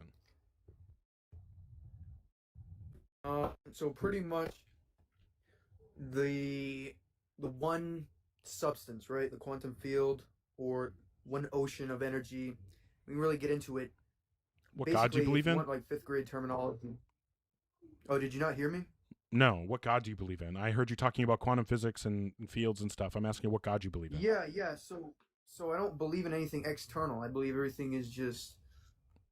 So just answer the goddamn question, dude. What God do you believe in? How is it so hard? Well, first I think you need to find Wi-Fi so that I can actually hear what you're saying. Yeah, I think, yeah. Okay. You hear me? No, you're breaking up really bad. I can't hear you. Hello? Hello? I don't know if it's just me. I cannot hear this person. Hello? Yeah, it sounds like you're like yelling into a fan. Hello? Okay, fair enough. All right, well, I'm glad it wasn't just me.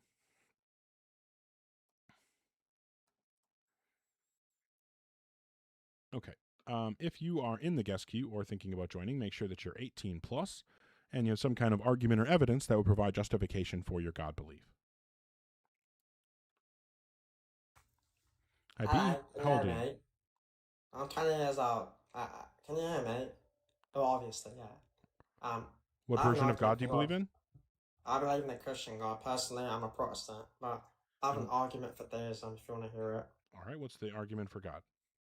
It says that if every elementary endomorphism of an embedding saturated non-unfolded Yeah, well, we're definitely not going to do this, so do you want to give an argument, a real argument? That is a real argument. Do you Okay, know well, we're why? only And then using why am I normal. random? We're only using Why am I normal using everyday argument? terms. If you can't That explain is the not. argument in normal everyday terms, then you don't understand it. If you do understand it, then you can explain it that way. Okay, So so give I the can argument explain in it normal simply. language. Yeah. Okay, so the argument, simply speaking, is if a change keeps all structural features the same within some type of universe, then repeating that change produces objects that the structure of the universe cannot tell apart. Where the universe is not our Yeah, we're physical not doing this, universe. B. We're not doing I use this. simple language. No, just No, you're describe. running away. You're scared. You're No. getting shit on right now. Stop running away. Oh, I know. I'm explained it getting in shit simple on language. because you can't explain your argument.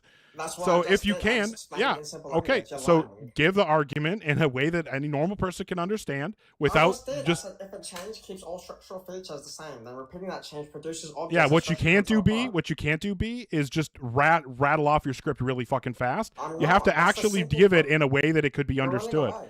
So You're running away. what? You're scared. Well, no, what I'm trying to do, B, is actually have the opportunity to engage with your argument, and I can't do I that gave it if to you won't present it in a way that I can engage with it. So what I'm asking from you is that you present the argument in a way that I can engage with it, so that I don't have to run away. Right? And Well, then we that's can what I actually, did. and I then you can explained it school me in simply. front of everybody, but you I gave can't it to do you that simply. unless you give the argument in a way that I can engage with it. So do you want to try Why do you doing think that? you do that for every single guest? So do you I want to try literally doing explained that it or simply no? in fifth grade language. I Okay, just so you did. just want to cry, or do you want to You're just give running the away. argument in You're a way that I scared. can actually engage with it? Wait, if I say a change So I'm structural gonna. Here's what I'm features, gonna that's do an right now answer. is I'm gonna You're ask you one more time running to away. present the argument in a way that I can engage with it. If you just Okay. read through a script really fast so that I can't actually grasp on what you're saying, then I'm just gonna move on. So it's your Okay, choice. so How do you want to do it? if a change keeps all structural features the same, then repeating that change produces objects that structure Yeah, cannot no, tell apart. this is too dense for you to just read How- it off that's like too that. dense for you. You don't know what Yes, a change exactly. is. That's You what I'm don't know what saying. a It's too feature dense for is. you to It's just fucking read it off and idiots. expect You're it to be a moron. followed. No, you can't just What? read off a whole bunch Alright. of thing that has the same words over and over again and expect it to be They followed. use different You need to terms. give me an They use opportunity. different You need terms. to give me an opportunity to write it the fuck down, my guy. Okay, do that. Open up your notebook. Let's It's go. already here. I'm already starting to type, but Okay. all I got out was just if a change keeps, and then you went too far. Okay, all structural features. Do you know what those are? All structural features. The same, meaning identity, means we're the same, numerically one, right? Then repeating that change, right, produces objects that the structure cannot tell apart. Produces objects that. Bzz, bzz, bzz. What the fuck are you doing? So the second premise is that You do that again, and I'm dropping you, just so you know. they are. If a change keeps all structural features the same, then Okay. repeating that change produces objects that the structure cannot tell apart. Yeah, and then if repeating that change produces objects that the structure cannot tell apart, then the structure cannot explain what makes each one different. Okay, well, you did it again. Okay.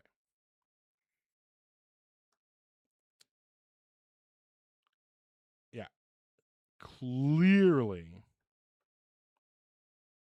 Yeah, if it's supposed to be a troll, then it should at least be funny. Oh, he was obviously reading a script, Stacy. And that's why he did the bee buzzing thing. Because he knew if we actually got through the argument, he would have been ruined, right? So he was pretending to do that, or he was doing that so that he could have a reason to get kicked. And that way he could say that I ran from him. Which, you know what, fine. If that's how you get your kicks, go for it. All right, so if you are in the guest queue or thinking about joining, make sure that you're 18 plus and that you have some kind of argument or evidence that will provide justification to believe in a God.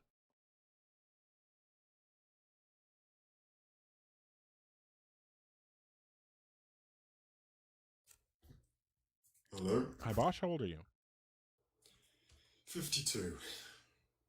And what version of God do you believe in? I'd say it's I don't subscribe to a religion. So I to didn't ask say. what you don't believe in, Bosch. What God do you believe in? Sorry, mate. I'm just trying to get there. No, don't. Okay, so this is something you'll learn about me really, really quick. I don't want you to get there. I need you to be there, or I'm moving on. Well, okay. I believe in a non-religion God, just plain God. Just Okay, so like an immaterial mind that created and sustains the universe, but isn't necessarily connected to a name or a book or a religion. Sure. Okay. Yeah. And what would you say is the best argument or evidence that would provide justification to believe in a God? Okay. My argument I give people is, how can you have a universe without This a is a designer? question. This is a question. What's the argument? Yeah, what's... Because I've not seen anyone Arguments answer don't it. involve questions. So what's the argument? Yes, they do. Nope, they don't. Well, what's an argument then, mate? An argument is a series of premises that logically conclude in a final point, like a final premise, right? So you would have a series of points, and then you would be able to logically deduce a conclusion from that series of points. That's an argument. So I just want you to present the series of points that leads to the conclusion, therefore God exists. Am I not doing that? No, you asked a question. Oh, wait, hold up. If I can ask you a question... No, and you we're give the not doing answer- questions, Bosch, and I'm also not doing this meta anymore. So if the next thing that you say is anything other than just presenting the argument, then I'm moving on. Alright, mate, fine. So, premise 1 is the structure cannot tell the objects apart, then the structure creates one elements that need... Why? What do you get out of this? What do you mean? What is this doing for you? What do you mean? Like, what is this? Can I tell you why?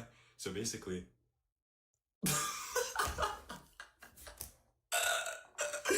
Alright, so basically, I come up and then I give you like a lot of buzzwords. And then...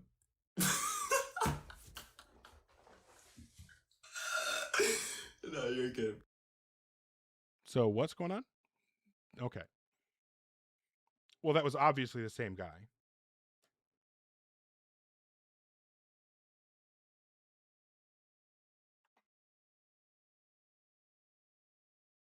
All right. If you are in the guest queue or thinking about joining, make sure that you're 18 plus and have some kind of argument or evidence that would provide justification to believe in a God.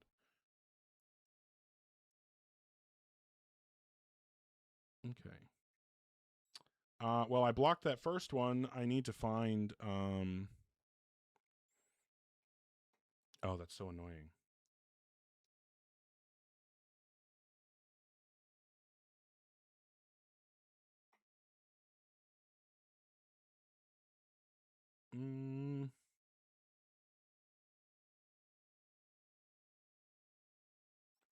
Yeah, it's going to be really fucking hard to find.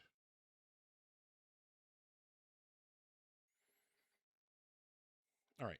If you are in the guest queue or thinking about joining, make sure that you are 18 plus and you have some kind of argument or evidence that will provide rational justification to believe in a God.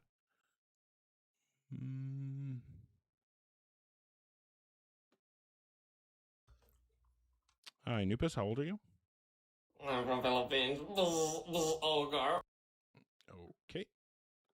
Can you get that one as well, please, Ashley? Oh, Jason DeBayman got him. Thank you. All right. If you're in the guest queue or thinking about joining, make sure that you're an adult and you have some kind of argument or evidence that will provide justification to believe in a God.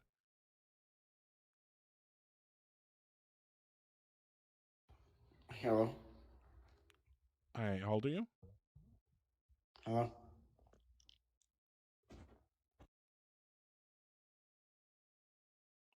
Hello? Me? Yeah, how old are you? Hi. Okay. Yep. Block him, please.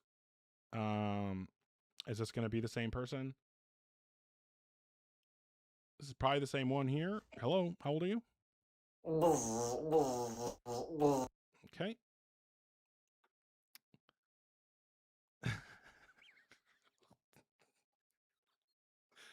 Like, that's fucking pathetic, to be honest with you.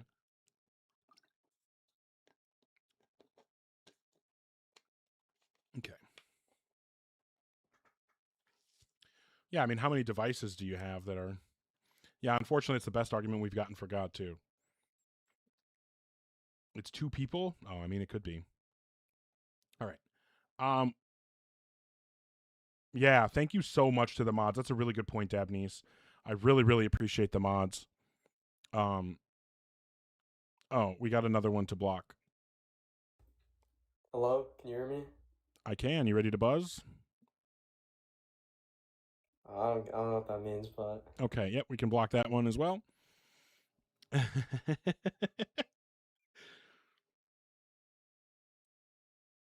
I imagine this will be another one here.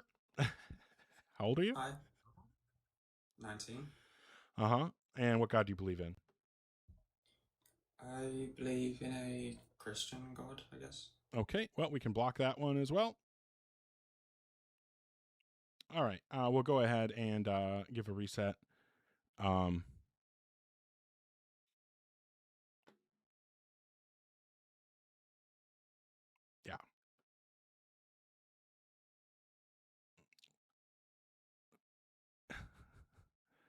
I mean, I guess I don't know how many of the accounts we want to block.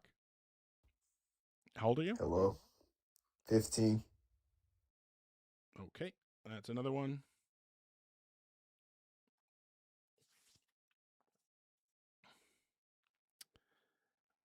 And here'll be another one. A troll of some kind, maybe not the same one. How old are you? Yeah, exactly.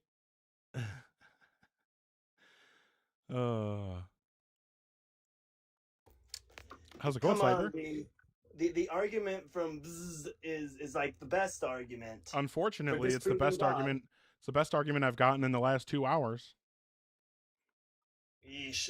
What you need to do is come up with like a code word like lunchbox or something, and just when you get tired of the debate, you just throw in like I need to go grab my lunchbox, and then chat just goes in and blocks them. It's like you're blocking code word. Yeah, my mods are really, really good. They're super on top of it, so it hasn't been too much of an issue. I would be very mad if you blocked Cyber, Jason Debateman. Don't do that. Yeah. Jason, we couldn't be friends anymore then. Oh, nobody wants that. My question is though, how do you think like actual philosophers, how do you think the classic philosophers would actually feel if they saw that this is where like philosophy debate is today, where it's like we got to use big words? I mean, well, fortunately, most of the real philosophical debate, most of the real philosophical discourse is happening in the literature. And I think in the literature, it's a lot like the thing is, I can sit down and read insanely technical philosophy papers written by people with PhDs or that are PhD students. And some of it might be dense and difficult to get through, but I can get through it. I can understand it. You know what I mean? Like I read a paper recently on metaphysical logical realism, and it was super dense and had all this like really technical stuff in it. But because it was presented in a way where the intention was for people to be able to understand it, I was able to understand it. Like it's not that hard. Yeah, I just wish that like people that have an issue, again, they just can't break it down. One, you're right, they don't understand their actual argument, but two, not everybody in chat knows these terms, and the conversations need to be enjoyable for chat. Chat needs to be able to follow them. Yeah, there are 3 reasons why I demand that arguments are presented in normal everyday language. Number 1 is because if I don't understand what's being said, there's no way that I'm going to be able to engage with the argument, and that's a waste of everybody's time, mine, the chat's, and the person giving the argument. Number 2, if the person doesn't understand the argument, then they're not going to be able to give the natural language version of it, and that's a really easy way to tell right away that they're just LARPing or trolling or whatever, by forcing them to do that. So that gets rid of those people pretty quickly. And then number 3, like you said, the chat needs to be able to understand. Like I'll be honest, like there are levels of philosophical discourse that I don't understand. And I will be the first to admit, like I had a conversation at the end of the stream yesterday where there was a bunch of stuff that I did not understand. And I have no problem admitting that. So I'm never going to pretend that I know everything, because I certainly don't. But yeah, like, I had somebody reaching out to me like, can you help me with a Bayesian argument? I'm like, I know that a little bit, but I'm not too well read on like that era of or that area of logic when it comes to Bayesian. So I can't help. I'm useless for you. I'm sorry. Yeah.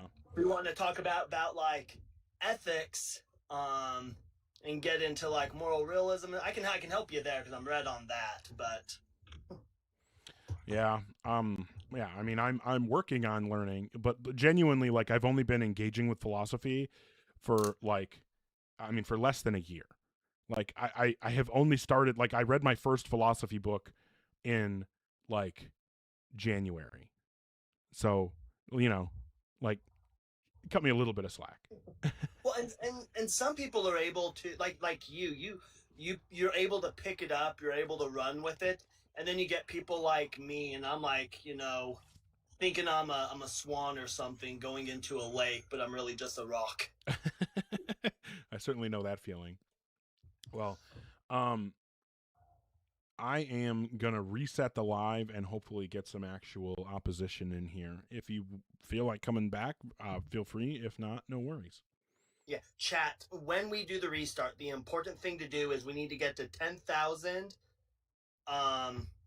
K as fast as possible. Whatever the gift goal is. I know a lot of people don't like asking for gifts and stuff, but the gift goal, achieving it at least once, is really important within the first 15 minutes to help keep it on the FYP. That way then we don't end up with trolls.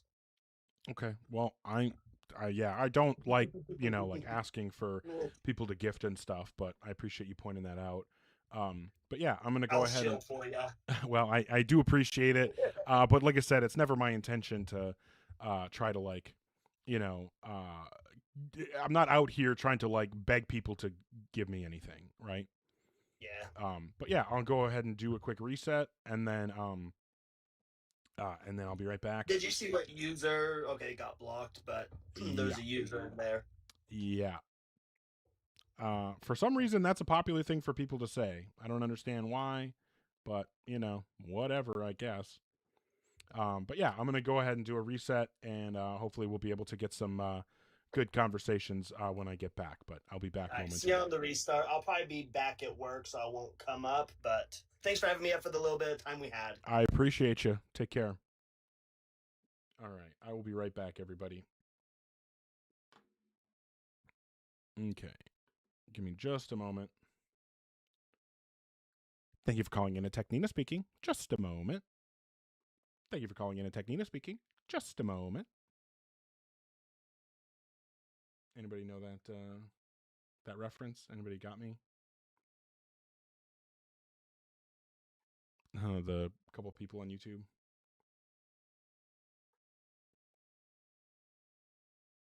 Okay. All right, should be back. On the Tiki Talks. Where are we at? Okay. Yeah, people coming back in on TikTok. Appreciate you guys. Like Cyber was saying, if you're able to thanks, Bootman Jones. If you're able to tap the screen, get the likes up pretty quick, that can help. According to Cyber, I don't really know how any of that stuff works, but I see people tapping, so appreciate it very much. Welcome in, Canadian Dirtbag, or Cadian. I don't know why I thought it said Canadian. It does not. I'm just adding extra letters in there. Cadian Dirtbag. Apparently I've just been reading that wrong in my head this whole time. Yeah, thank you for tapping, everybody. Definitely appreciate any help to make sure that we're in the algorithm so we can get folks in here to actually have some good conversations. At least I'm not the only one who does that.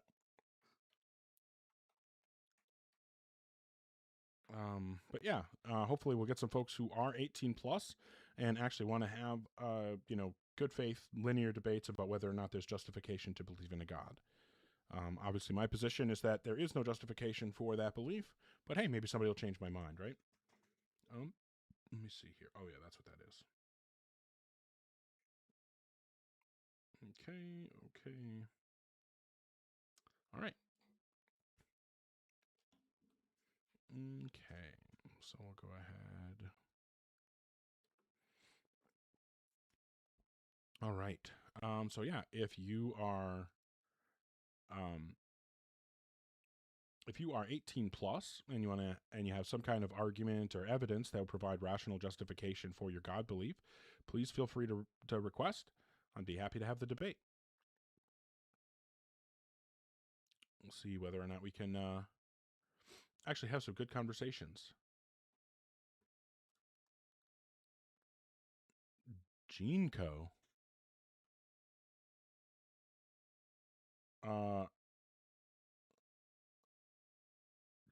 W. Ian, but I'm confused why that was said, but okay.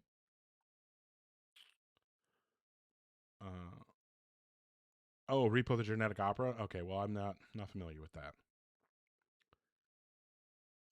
I'm an Ian fan. I'm just confused why that was said, but maybe it's not something I should be confused about. I don't know what but yeah, I did a restart, Yazi.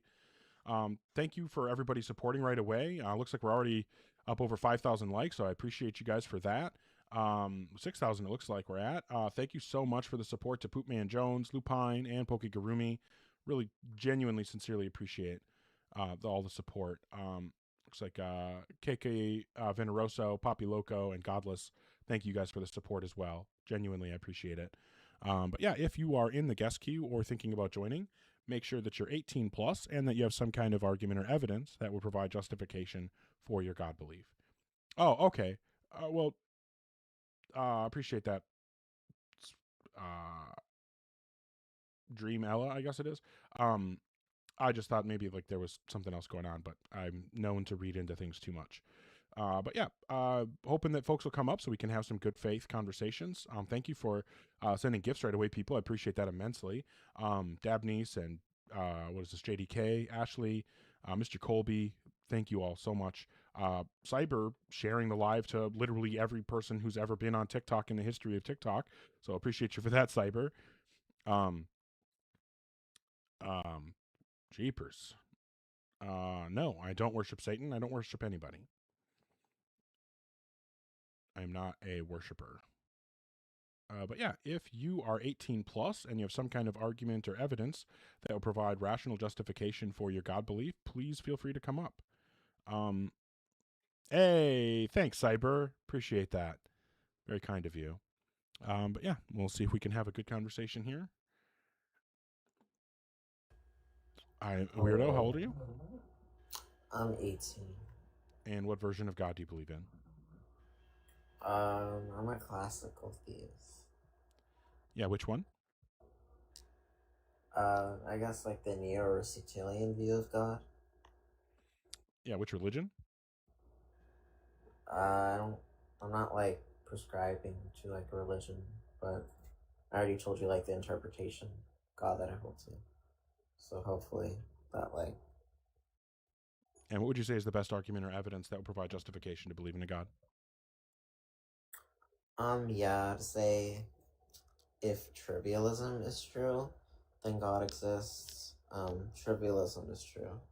Therefore God exists. Okay. Is the proposition God does not exist true? Yeah. Oh, fantastic. Well, I guess we won, boys.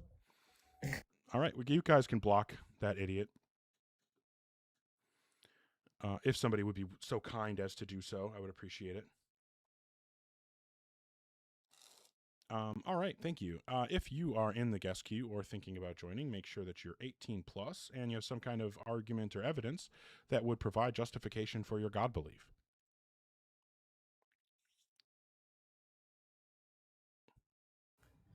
Hello, brother. Can you hear me well? Sounds like there's still a little bit of breaking up. You said you're 20? We'll see what we can do. Just drop me if it gets bad. Well, I'll just tell you if it's getting bad, but okay. What God do you believe in? Yeah, so I believe that everything is God under the pretense that there is only one substratum. Okay, well, obviously, like, if God is everything, then God isn't the creator of the universe because God is the universe and the universe can't create itself, right? Yes. Okay, so Yes. when I say God, I'm talking about an immaterial mind that created and sustains the universe. So all we would have then is a semantic dispute over how we should be using the word God, and that's just not an interesting conversation. So I'm just going to move on to somebody that I actually have a substantive disagreement with. All right.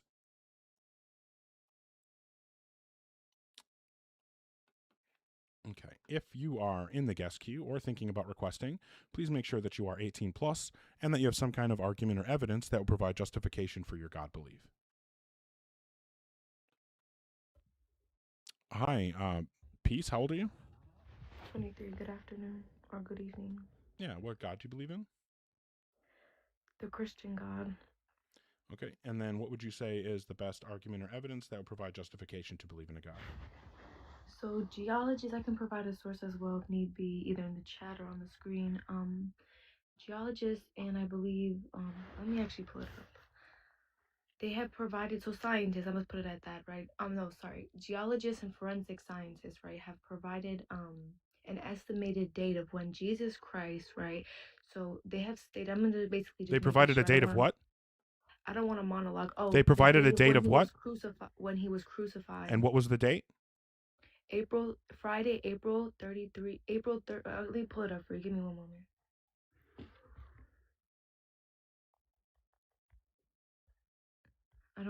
I want to say verbatim exactly what it states. Geologists and forensic scientists studying historical records and environmental data suggest that Jesus was likely crucified on Friday, April 3rd, AD 33. This date is estimated by analyzing historical timelines alongside, excuse me, meow meow. Sorry, I apologize. Yeah, what's the peer-reviewed study where they concluded this? The title of the paper? I'll pull it up right here for you. Yeah, I want the title of the paper and the It's from a university. No, the title of the paper and the journal it was published in. All right, one second. I'll provide the source, and I'm gonna copy and paste it for you. in No, the just chat. tell You me the can- title of the paper and the journal it was published in. Okay.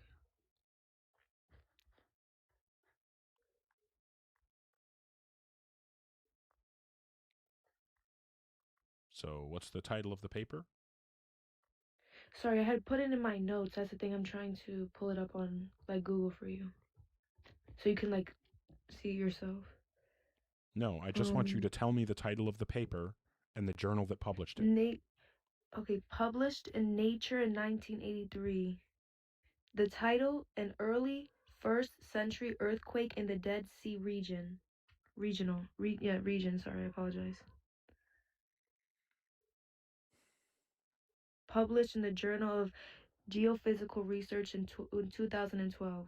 Wait, you just said in Nature in 1983 and now Geophysical Research in 2012? No, it's the same. No, it's the same. They're the same people. It's two different. It's the same people. You can see it from two different sites. Is what I'm saying. It's the same people that wrote it. Same name, same everything.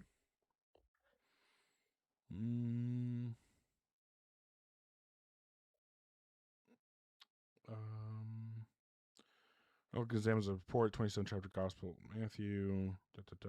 Where was this published?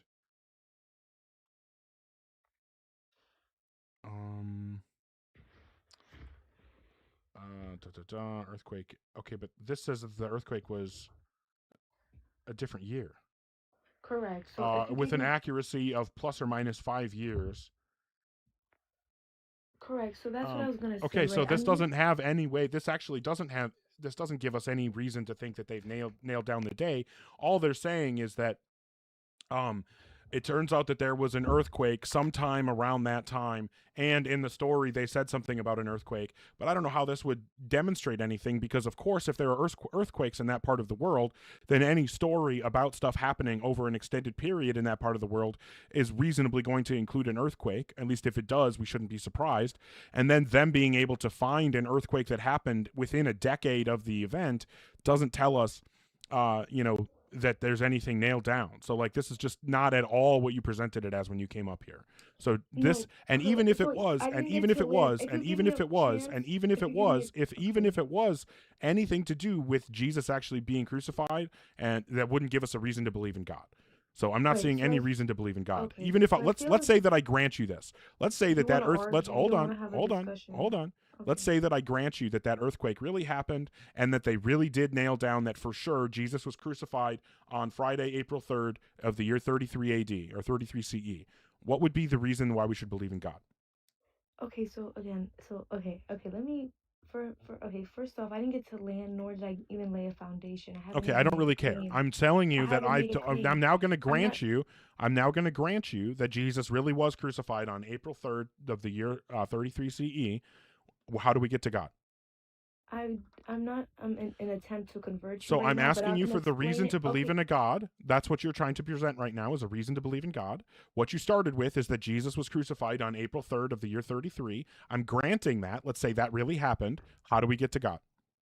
So you fall. Okay, perfect. Okay, so I don't want to preach now, right? Because I'm not trying to Okay, convert you, stop. but if you Stop, Spade. consider Peace. this Yeah, you got to preaching, stop doing this. Stop doing this. you're Just not even give the letting me argument. finish my sentence. I I'm know, trying and to I'm give going you to an cut you off argument. every time if you do anything other than presenting the evidence or argument. Okay, so when Jesus Christ came, the first coming of Jesus Christ, right? He had stated how to be not perfect, right? 'Cause No, he we're was not listening. I'm perfect. not listening to any of this. What is the reason to believe in God?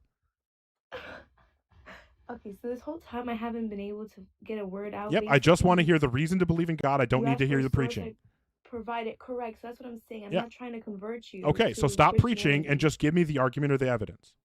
Don't read the script. I've Don't done read the so. script. Just give me Okay, the argument or great, evidence. great. I'm not reading any script. So can I please speak? So when I As long first as came up, as I long as gave it's you an argument or science. I evidence. didn't give right. I gave you evidence Okay, and a no, you source, haven't and you given read any it. evidence yet. Explain how That he this is was evidence then. crucified? Yes, I have. I gave you geology No, and that's forensic not evidence geology. that he was actually crucified. But even if I grant it, how do we get from there to God existing? Okay, wonderful. So the reason I provided you science instead of No, the we're not Bible, doing so we this. can actually have No, an stop, peace. Stop. Okay. I can hear that you're reading the script. Stop reading the Okay, let me script. turn my camera on. Can I turn my camera on? Stop I'm reading. not No, reading. if you turn your camera I'm on, I'm not reading dropping you. anything. As Okay, soon I as you won't turn your turn the camera on, I'm camera on. dropping you. I'm not So, turning my camera on, but I'm not so reading what any is the script. reason to believe in God? Because he's the way. I don't know what you want to call it. Like I cannot. How? I'm Why not should I believe that he's converting true? Why should I believe he you. even Because exists? science has proven it. Listen, No, science science has didn't proven prove that it. God And exists. Carrie, Even if there was evidence that Jesus was crucified, that doesn't give us a reason to believe in God. Why should I believe in God? you don't have to. It's not. It's a free will. You have the free will to not believe in him. I'm asking, not, what's the reason to believe that it's true that you God can't- exists? You know. Okay, can we have a different argument? Because you're bringing this up because you know. I'm just like, I've asking already- you to actually give the reason to Right, believe in but God, you're and you asking- haven't even okay, tried yet. But no. I came up right. I provided. I don't you a want to hear the source. meta. I don't want to And hear the you're meta. asking me a I don't want to hear question, the right? meta. I don't give a fuck Granting- about the meta. I don't care about the meta. Granting- I don't care I about the meta. understand. Hey, I You're want you to granting understand. what I Peace, said, though, peace. right? Hey, stop. Just give me the reason to believe in God, man. But that's not what your prompt is asking me, though. You're Okay, saying to God prove me isn't wrong that real. he Yes, isn't real. prove me wrong. Prove that he's real. Okay, so that's what my attempt is to do. That's what I came up to address. Stop not talking your- about doing it and give the fucking argument. Okay, I provided you. I that haven't he was heard anything. And crucified. if you talk Jesus again was about what you think you've crucified- done, if you talk If again about Jesus what you think you've claimed- done instead of giving the if argument, then I'm dropping you. Jesus has claimed that he is the Son of God, right? Mhm. The Son of God, and I Mhm. proved that he was crucified, meaning he was a Mhm. real person who walked this earth. Mhm. Therefore, Get to it. my religion, what? Hurry the fuck up. I don't need all the bullshit. You interjected. I was confused if you needed clarification. on what Oh I my was fucking saying. god. Are you just not capable of you giving like a succinct sentence? Like just I giving won't- the idea if I'm succinctly? interrupted, I thought you were interrupting for clarification. No, That's I why was I interrupting because stopped. you're taking for fucking ever and you're not saying anything of substance. So, and if the next thing you say isn't an actual substantive reason to believe in God, I'm moving on. Okay, God sent His only Son down, Jesus That's Christ. just and that's the provided you- claim. Why would I believe that if I don't think that God And I exists? provided you a source backing. No, it. you didn't. You just said that, okay, maybe Jesus actually existed and was crucified. That doesn't give me a reason to believe in a God. What do you mean? Maybe the Bible says yes. I didn't. I don't use the Bible care. to fight Let's my I'm argument. granting you that Jesus was crucified on that day. How does that give us a reason to believe in God? Because what he said, what he stated. Who cares? He, Who cares? during Do you that know time, other people right, have not- claimed to be God, right? And they really lived. That doesn't mean that they were really God or that God really exists. So for the Right, last time, wonderful. what is one reason to believe in a God? Correct, because of that, not in this modern day and age, I can claim to be Okay. God, right? All right. So we're clearly not getting anything of substance, so it's time to move on. If you are in the guest queue or thinking about joining, make sure that you are 18 plus and that you have some kind of argument or evidence that will provide justification to believe in a God.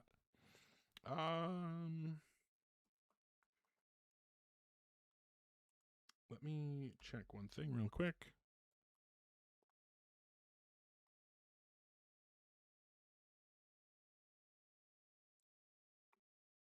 Okay.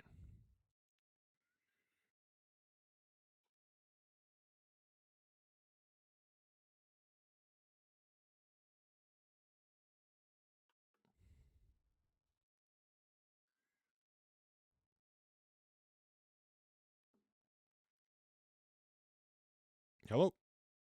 Hello? Not joining? Nothing? Okay. If you're in the guest queue or thinking about joining, make sure that you're an adult and you have some kind of argument or evidence that will provide justification to believe in a God. Hello? Hi, Hello? T-Bax, how old are you?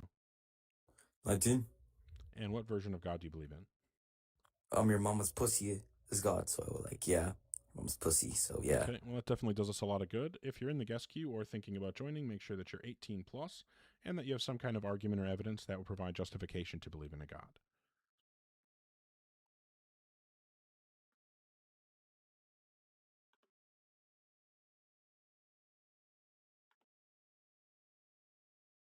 Yeah, that is the inherent inequity of this debate.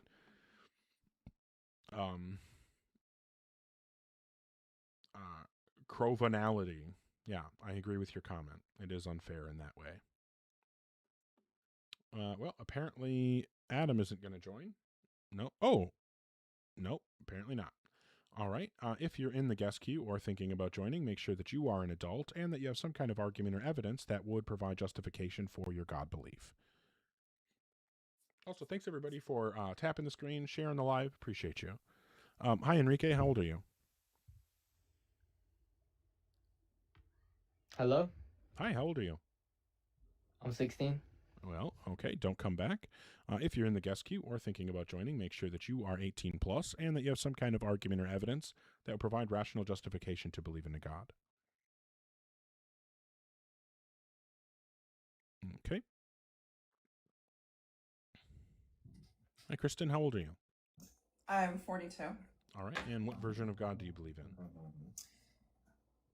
Probably not the version that most people believe in. I didn't ask what you don't believe in. So just answer the question, please. Okay, I believe in God as a unity, as a oneness. Yeah, I don't know what that means. Can you just tell me what version of God you believe in, please? I believe that God is the aggregation of all that can lawfully exist as one coherent Okay, so whole. like God is the universe? You could have just said that. Okay, I'm putting it in the way that I understand it. Okay, so you're just saying God is the universe? God is, yes, but Okay, fantastic. So that's pantheism. And when I'm talking about God, I'm talking about like a mind that created and sustains the universe. So then all we would be doing is having a semantic dispute over how to use the word God, and that's not really interesting. No, so that's I'm just not going to really go what I'm ahead and talking move on. about. So if you're in the guest queue or thinking about joining, make sure that you're 18 plus and that you have some kind of argument or evidence that would provide justification for your God belief.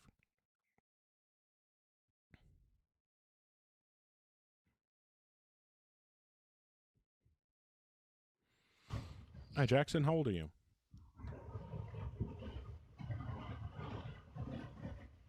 Hello? Hello?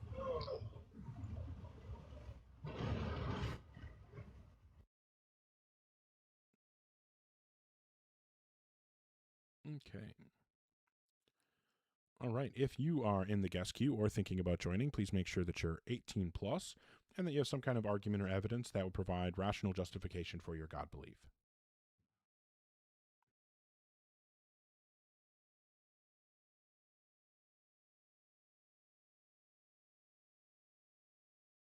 See whether Matthew will join. Hello? Hi, Matthew. How old are you? 18. When were you born? 2012. Shut up your mama's pussy, nigga. Yeah, that's exactly it. All right. If you are in the guest queue or thinking about joining, make sure that you are 18 plus and that you have some kind of argument or evidence that will provide rational justification for your God belief.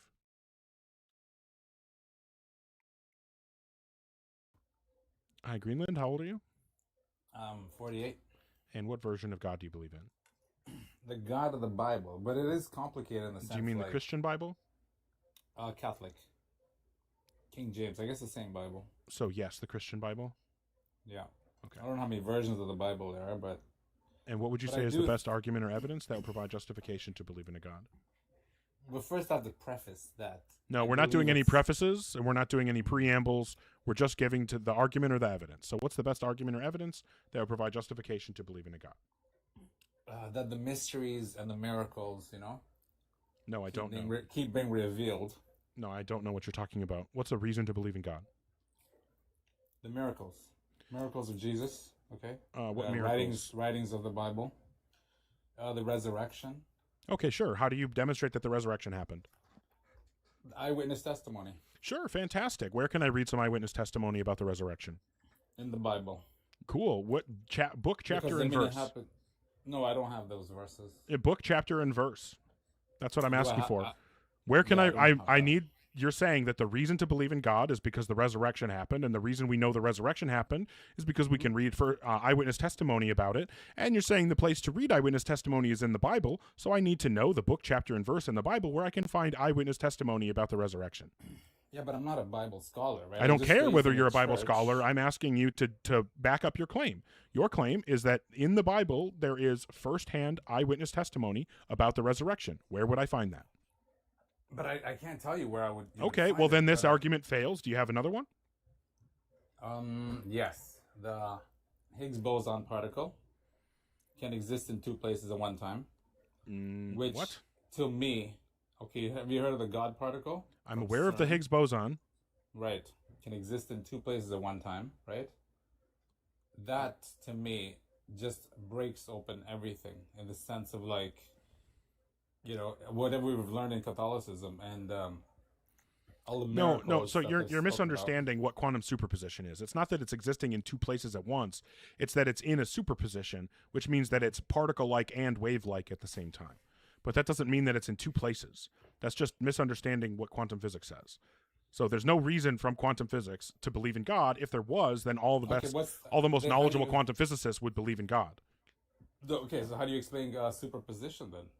It's just a feature of quantum reality. If you want to understand that, then research quantum physics. It's I'm not asking just you the reason to believe in God. It's not just a feature. It's connected through time You and just space. saying that there's a feature Right. of quantum physics that you don't understand doesn't give a reason to believe in God. So what is a reason to believe in God? But I'm just saying, say like if No, you ask me, like, did Shark. Jesus change Shark. water? What is Yeah. the reason to believe in God? The reason to believe in God is the constant revealing of the mysteries that are, you know, exposed to us on a daily basis. And how do you demonstrate that there are mysteries constantly being revealed? The very fact that you're on Earth, right? How is me being on Earth demonstration that there are mysteries being revealed by God? The way, like the way the body works, for example, you know, evolution. I still haven't heard anything, Shark, and all you're doing is just like repeating platitudes that you heard No, from but other people that I didn't just- have any reason to believe in God. Yes, So I'm going to I ask. just wanna So I'm hear- going to ask one more time, Shark, and if your answer is anything other than a coherent presentation of an argument or some kind of evidence, Yeah. I'm just going to move on. So what would be the argument or evidence that there's a reason to believe in God? But what I'm asking is, what do you? What do Okay, you so if you're consider- in the guest queue or thinking about joining, make sure that you are 18 plus and that you have some kind of argument or evidence that will provide rational justification to believe in a God.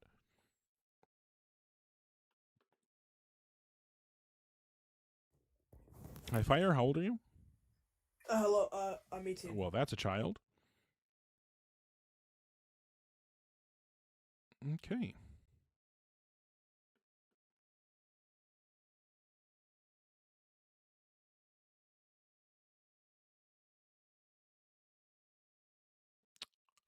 Humble, where you at, buddy?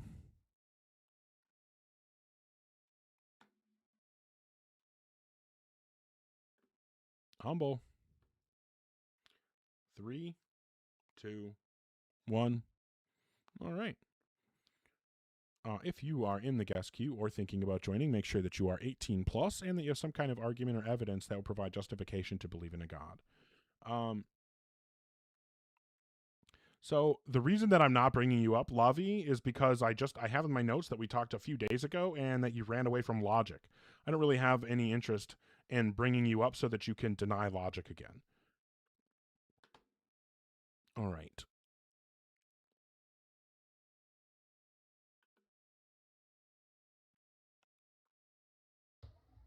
Hi, Leo. How old are you? 26. And what version of God do you believe in? Buddha. All right. If you're in the guest queue or thinking about joining, make sure that you are 18 plus and that you have some kind of argument or evidence that would provide justification to believe in a God. Hi, Adam. How old are you? Hey, I'm 33. And what version of God do you believe in? Well, I grew up Catholic, but so I'm not here to. I'm just asking what version of God you currently believe in. I believe in God. I'm Catholic. But Okay, and then what would you say is the best argument or evidence that would provide justification to believe in a God? The best argument that I have is one time I was literally dying. I had. Okay, well, I don't want to hear your personal experience. I know that there Well, no, are near-death because it has experiences. a Hold lot- on, Adam. that's I the know. thing, Hold it on, has a Adam. lot to Adam, do with calm God. down. I know that there are a lot of people in lots of different religions and non-religious spiritual traditions that believe that they've had near-death experiences and all kinds of other personal experiences. I don't want to hear about the experience. What I would need is for you to explain to me the tool or methodology we can use to determine who is and who is not accurately interpreting their personal and spiritual experiences.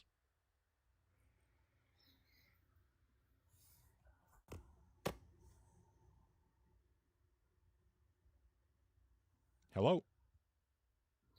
Yeah, sorry. What did you say? Yeah, I'm asking you to tell me the tool or methodology that we can use to determine who is and who is not properly interpreting their personal and spiritual experiences. Well, it also has a lot to do with. I need you to answer that question, Adam. We cannot move on. We cannot move on until you You don't either. let me So talk. Adam, That's your Adam, problem, bro. Adam. You don't let Yep. anybody talk. I know, because you're going off topic, and I will not ever let anyone do that. No, I'm not, because it's Adam, gonna prove my Adam, point, but you're stop. not letting me. Here's what I need you to do. There are only two things that I'm going to accept, and I'm letting you know right now so that you don't cry when I only accept one of these two things. Either you're going to respond with the tool or methodology that I can use to determine who is and who is not properly interpreting their spiritual and personal experiences, or you're going to agree that personal and spiritual experiences are not evidence for God. I need one of those two things, or we're sitting here until you give me one, or you run away. You know what? You're not even worth my time, bro. I knew that Have you a would good run day. away, Adam. Thank you for Have a proving good to everybody. day. You're Thank you not for worth my demonstrating to everyone that you know there isn't any evidence for your God. By the way, No, you're going to hell. I appreciate Goodbye. you demonstrating to everybody just what Christian love and confidence is. Oh no, I might have to actually support my position. I can't do that.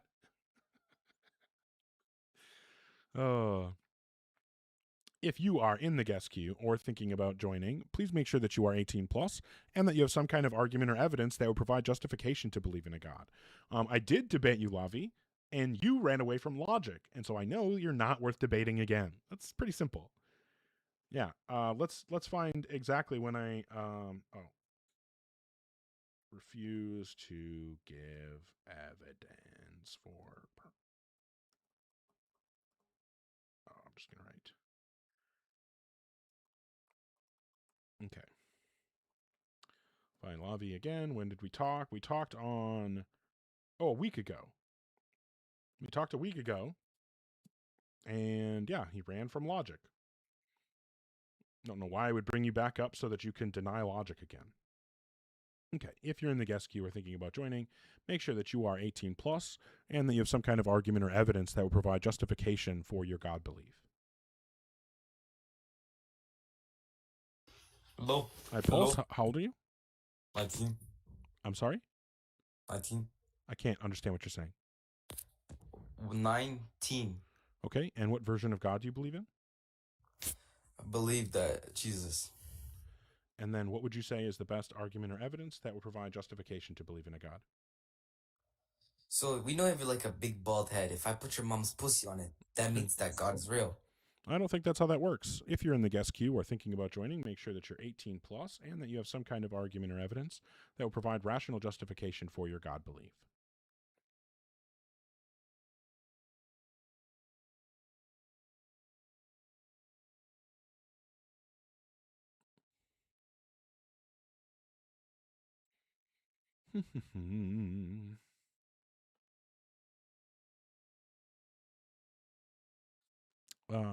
Is Julio going to join? Doesn't seem like it.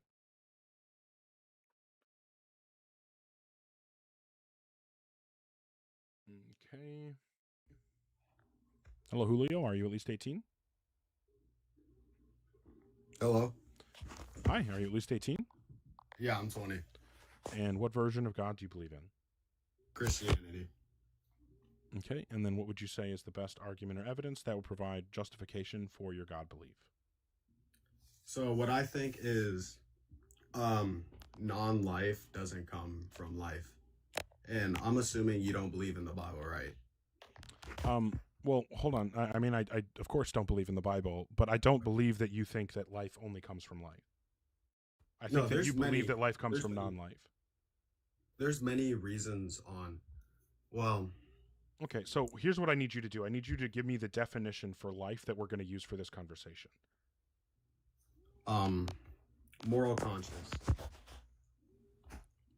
Life is that which has a moral conscience? Yes. Are bacteria alive? Yes. And you think bacteria have moral consciences? Yes. Demonstrate that.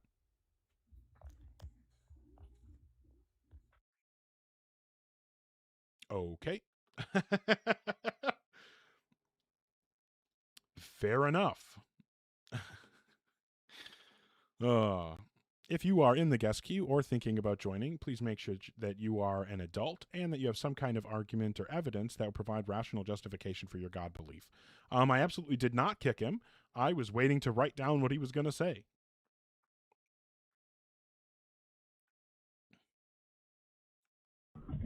High compensation, how old are you?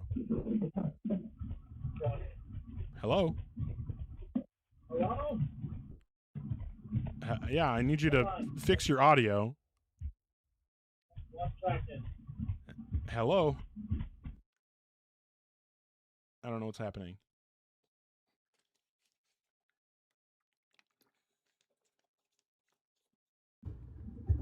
Hello? Hello. Yeah, hi, how old are you? I'm 20. And what version of God do you believe in? Jesus Christ.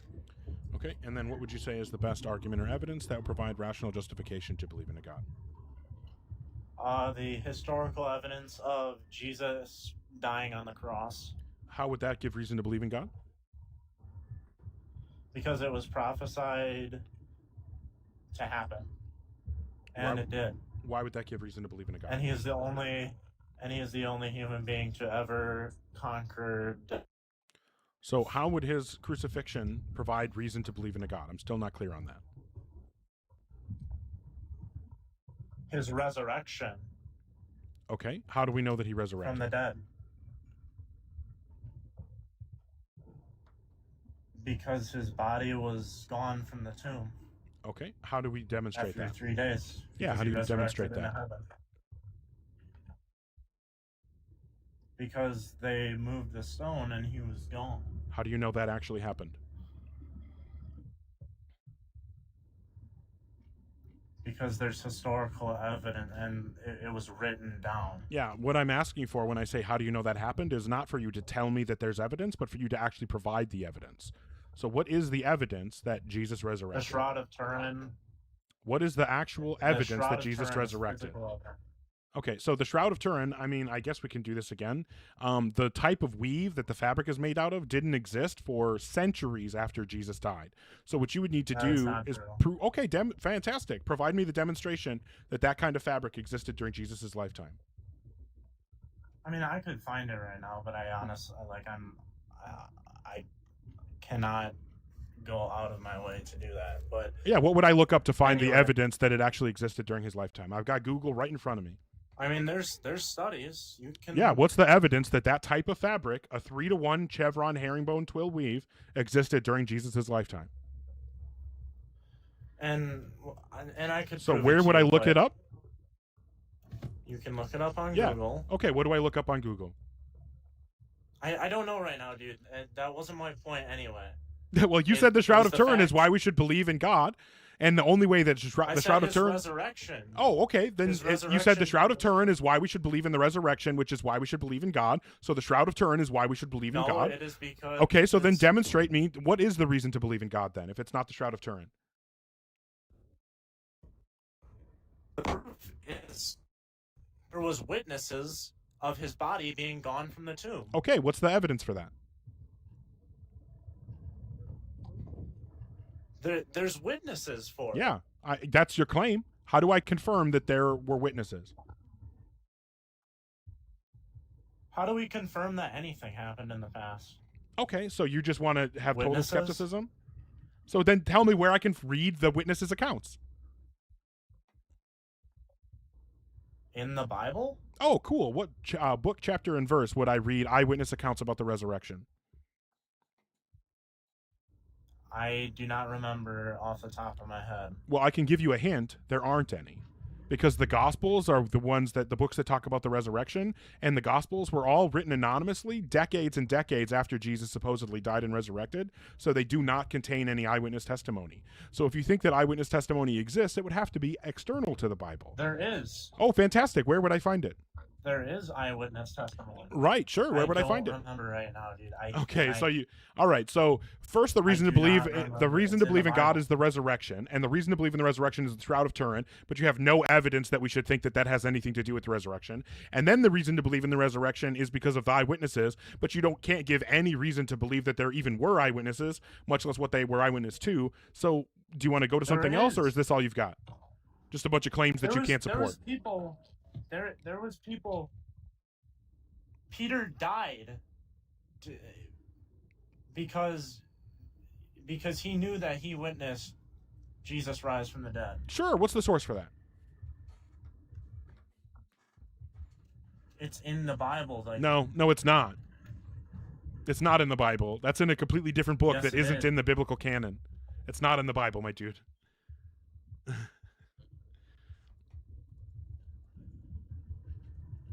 You're talking about Peter being crucified upside down, right? Yes. Okay. Yeah. And let's take a quick Goog and see where that story's from. It's from the Acts of Peter, an apocryphal text that's not included in the Bible. Oh, weird. It's almost like Ogar knew what he was talking about. And also, in the Acts of Peter, there's like a talking dog and a fucking aerial wizard battle, like wizards flying around in the sky fighting with each other. So I typically don't believe that the Harry Potter books are actual historical events. And so I'm also not going to believe that a story that has flying wizards and talking dogs is real. So if the only evidence that you have is a story that includes flying wizards and talking dogs, I'm probably not going to accept it. Sorry. So do you have anything that doesn't require me to believe in flying wizards and talking dogs? I don't remember off the top of my head the other eyewitnesses at the tomb. Well, I'll give you a hint. Because I don't really debate very much, but... Okay, well, I'll give you a hint. There are no eyewitness accounts. And of the apostles who supposedly... Well, there aren't. I mean, you can look it up after this, and you'll find that I'm correct. And also, the claim that, like, the apostles died for the resurrection is just false. We only know of maybe one of the apostles actually dying, or we have some evidence of one of them dying, and that has nothing to do with the resurrection. He died because he broke the law, just like Jesus. So none of this gives us any reason to believe in God. Is there any reason to believe in God that you can actually support, or just a bunch of stuff that you've heard other people say and never actually looked into yourself? The creation of the world. Okay, why should I think the world was created? Universe. Why should I think the universe was created? Where did it come from? That's a question. I asked, why should I think the universe was created? Questions don't answer questions. Because it couldn't have... Why should you think the universe was created? Yeah.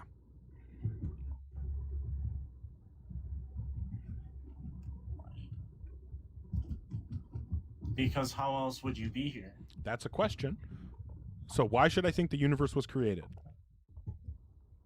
Because you're here right now. What about me being here would give me reason to think the universe was created? Because you couldn't be here without creation of the universe. Yeah, that's what I'm asking you to substantiate. Why should I think that I wouldn't be here unless the universe was created? Because you could not physically be here without being created. That's the claim. I'm asking you to support that claim. I don't need you to make the claim again. I've already heard the claim. Now I'm asking for the support for the claim.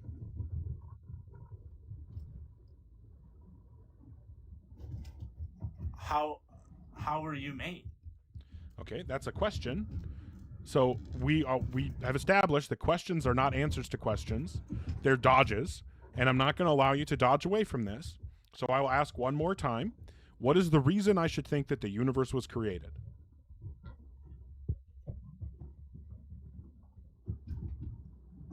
Because there was no other way for the universe to be created without a God. There's no possible way. Okay, well, that's just restating the claim again. So clearly you don't have anything, and it's time to move on. If you are in the guest queue or you're thinking about requesting, please make sure that you're 18 plus and that you have some kind of argument or evidence that would provide rational justification to believe in a God.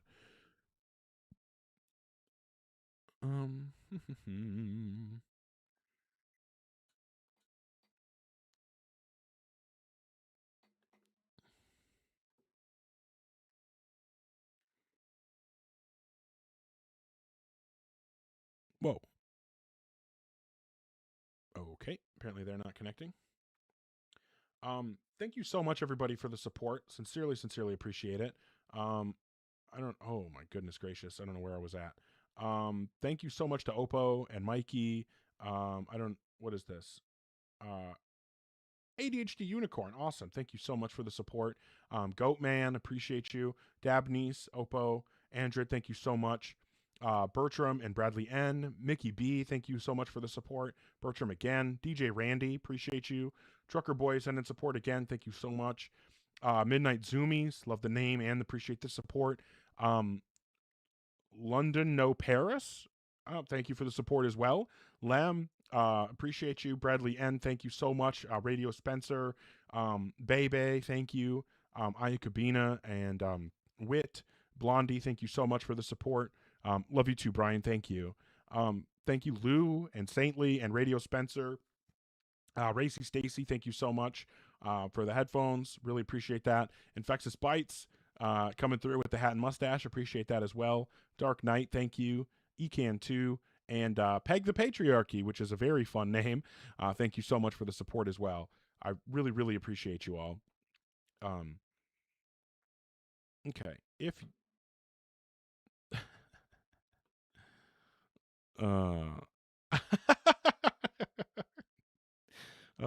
People say this is the damnedest things.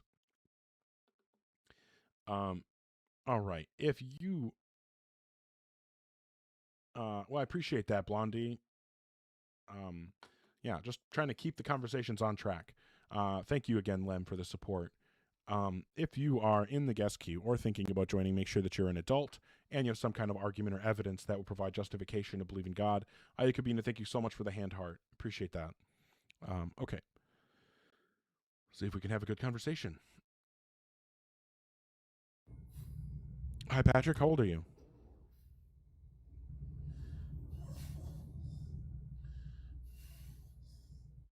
All right. If you're in the guest queue or thinking about joining, make sure that you're 18 plus and you have some kind of argument or evidence that would provide justification for your God belief.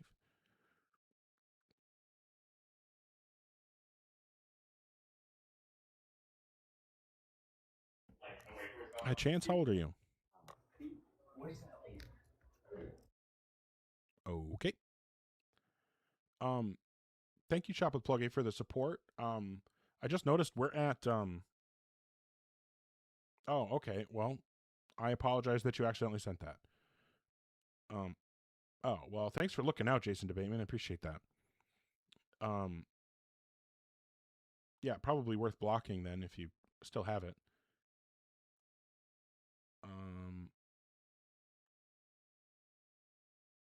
But yeah. Well, what was I going to say? I was just going to say something. Oh, I don't know. Oh, sorry. I'm like super fucking distracted right now, and I don't know why. ADHD apparently.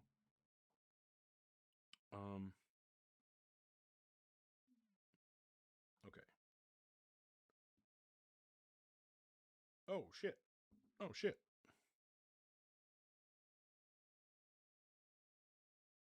Hey, I don't know who this is.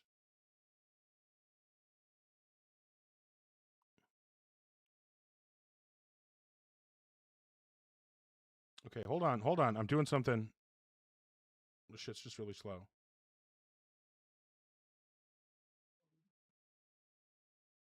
Okay, well, whoever it was, whoever's hiding from me, thank you for the support on Venmo for $10. I appreciate that immensely. Changed my name from last week from being secretive Love watching you run these Christians around in circles. Well, I sincerely appreciate the support. Thank you very much. I don't know who you are still, but I do appreciate the support immensely. Okay, so we'll bring up the next person, hopefully an adult who does actually have some argument or evidence that will provide rational justification for their God belief.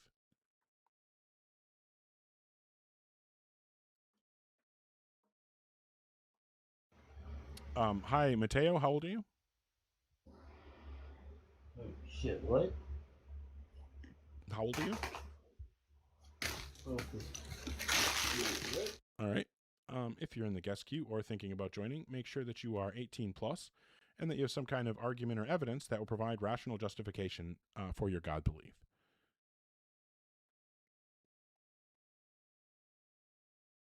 Okay.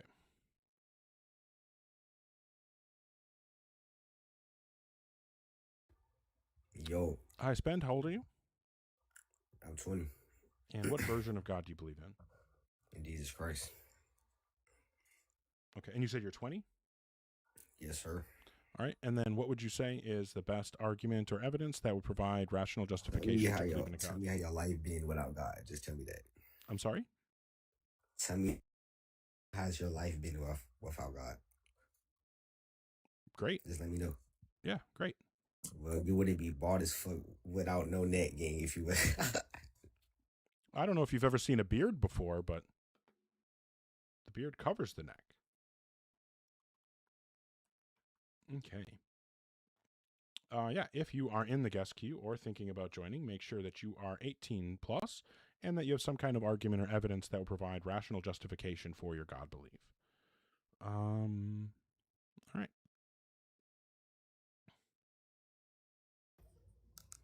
Hi, Nixon. How old are you? I am 19 years old. And what version of God do you believe in? Christianity. All right. And what would you say is the best argument or evidence that will provide rational justification to believe in a God? Yeah, so my argument is that basically for example, the universe and everything being formed before the Big Bang and everything like that, you can't get something from nothing. So before, if there was nothing, then we know that you can't get something from nothing. So how there had to have been like a creator, for example, of the universe and the planets and everything like that. Why should we think that there was nothing? Well, because then from there on out, that just means that the universe and everything else is eternal, which is technically impossible for something to be eternal. Why is that? Well, because then, think about it. I have thought about it, and I don't see any reason to think that it's impossible. So maybe you can give me the reason. Well, can you just explain to me how you think something is eternal? Is God eternal? Well, tell me why he wouldn't be. Well, as far as I know, in your view, he is. So clearly you don't have a problem with things being eternal. So I don't know why there's an issue. It sounds like we both think that at least one thing can be eternal in our worldview. So I don't see why, if you don't have a problem with that in your worldview, why you would have a problem with it in mine. And I never even said that I believe in anything being eternal. I'm just asking why we should think that the universe once didn't exist. Okay, well, I have a different claim too that I would like to bring up. So from on there, thinking about it, let's just say that God isn't real, okay? But you still live your life believing that God is real. Well, we're definitely not going to do Pascal's wager, so move on to something real. Okay, fine. Okay, hold on. My argument is real, all right? So Pascal's wager is bullshit. If you want to talk about Pascal's wager, then you need to explain to me why you would choose Christianity instead of being an atheist, just in case atheismo is real. Because if atheismo is real, then all the people who believed in God were going to get sent to a hell that's 1,000 times worse than all of the other hells combined. But if you're not gullible and you don't believe in God, atheismo will bring you to his heaven, which is 1,000 times better than all the other heavens combined. So since atheismo's hell is so much worse than the other ones, and his heaven is so much better than the other ones, then that means that, in fact, we should all be atheists just in case he exists, right? Yeah, your argument is correct. Yeah, exactly. So it sounds like atheism is the right view if we want to take that wager view, right? No. Yeah, it's the correct view. If all you care about is the potential utility, and we can show that atheismo's utility for not believing is greater than anything you could get from Christianity, and the disutility, the problem in believing in a God, if atheism was real, is so much worse than anything that would happen in any other religion. It sounds like we have the most incentive to be atheists just in case atheism was real. So since that argument works against you, do you have any real argument for God, or If we're should I talking move on? about chance here, yes, no, I have a real argument. If we're talking about chance here, the chance of everything forming in the earth and Earth being pulled together, right? Let's just say the chance of Earth being pulled together and everything being perfect enough for living conditions, and then perfect enough not only to create humans in such evolution that will evolve to us, the chances of that is almost so low that it's nearly impossible of happening. If And gravity why was a should I little think bit- that it matters that it's unlikely?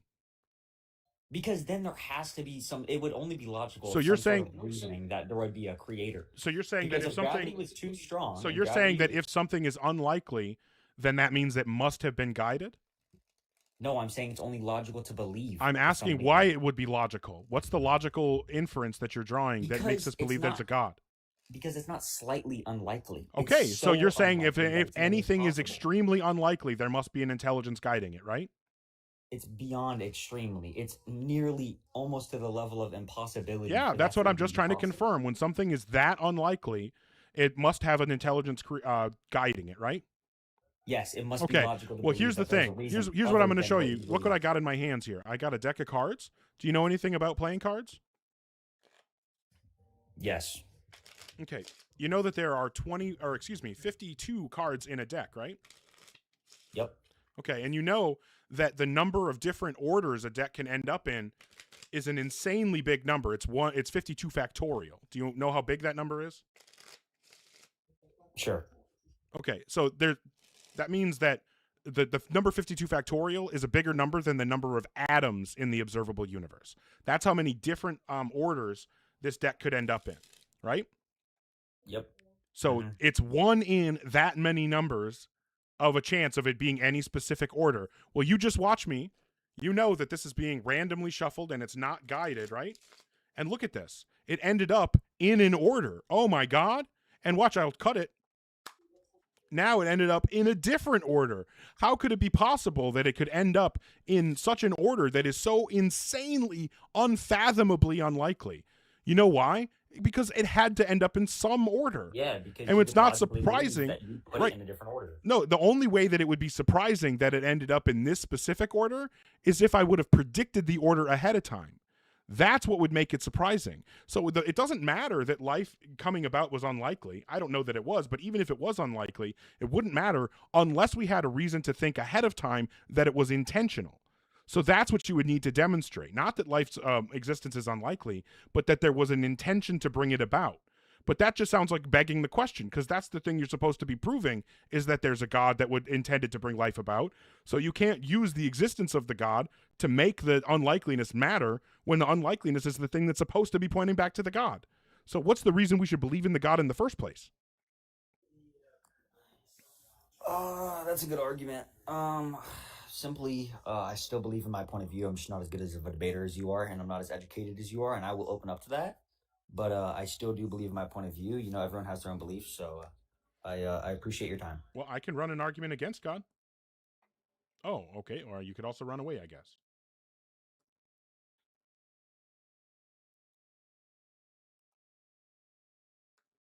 Oh, fair enough.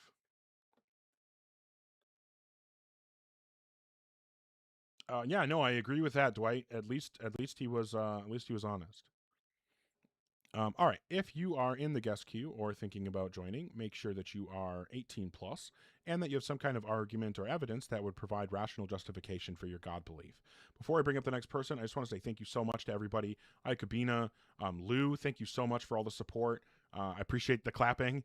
Decon Blue, thank you. Paul Together Now, love that name. Thank you very much. Decon Blue again. Lupine, appreciate you so much for the support as well. Lou, Bradley Cooper, Jennifer Johnson, thank you. Desolate Dr. Jones, killing it. Thank you so much for that. And Jennifer Johnson, again, thank you for the support. It looks like... Okay.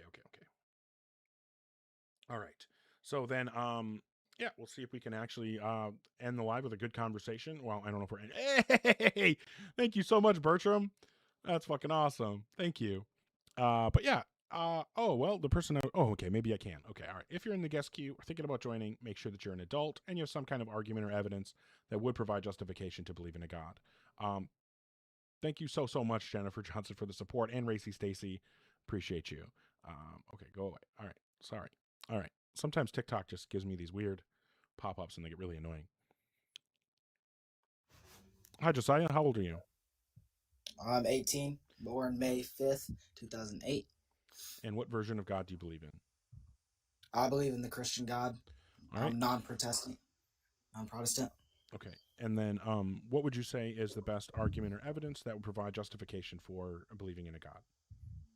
Well, I have multiple reasons. One, the fulfillment of miracles in the Bible and outside of the Bible, as we see nowadays.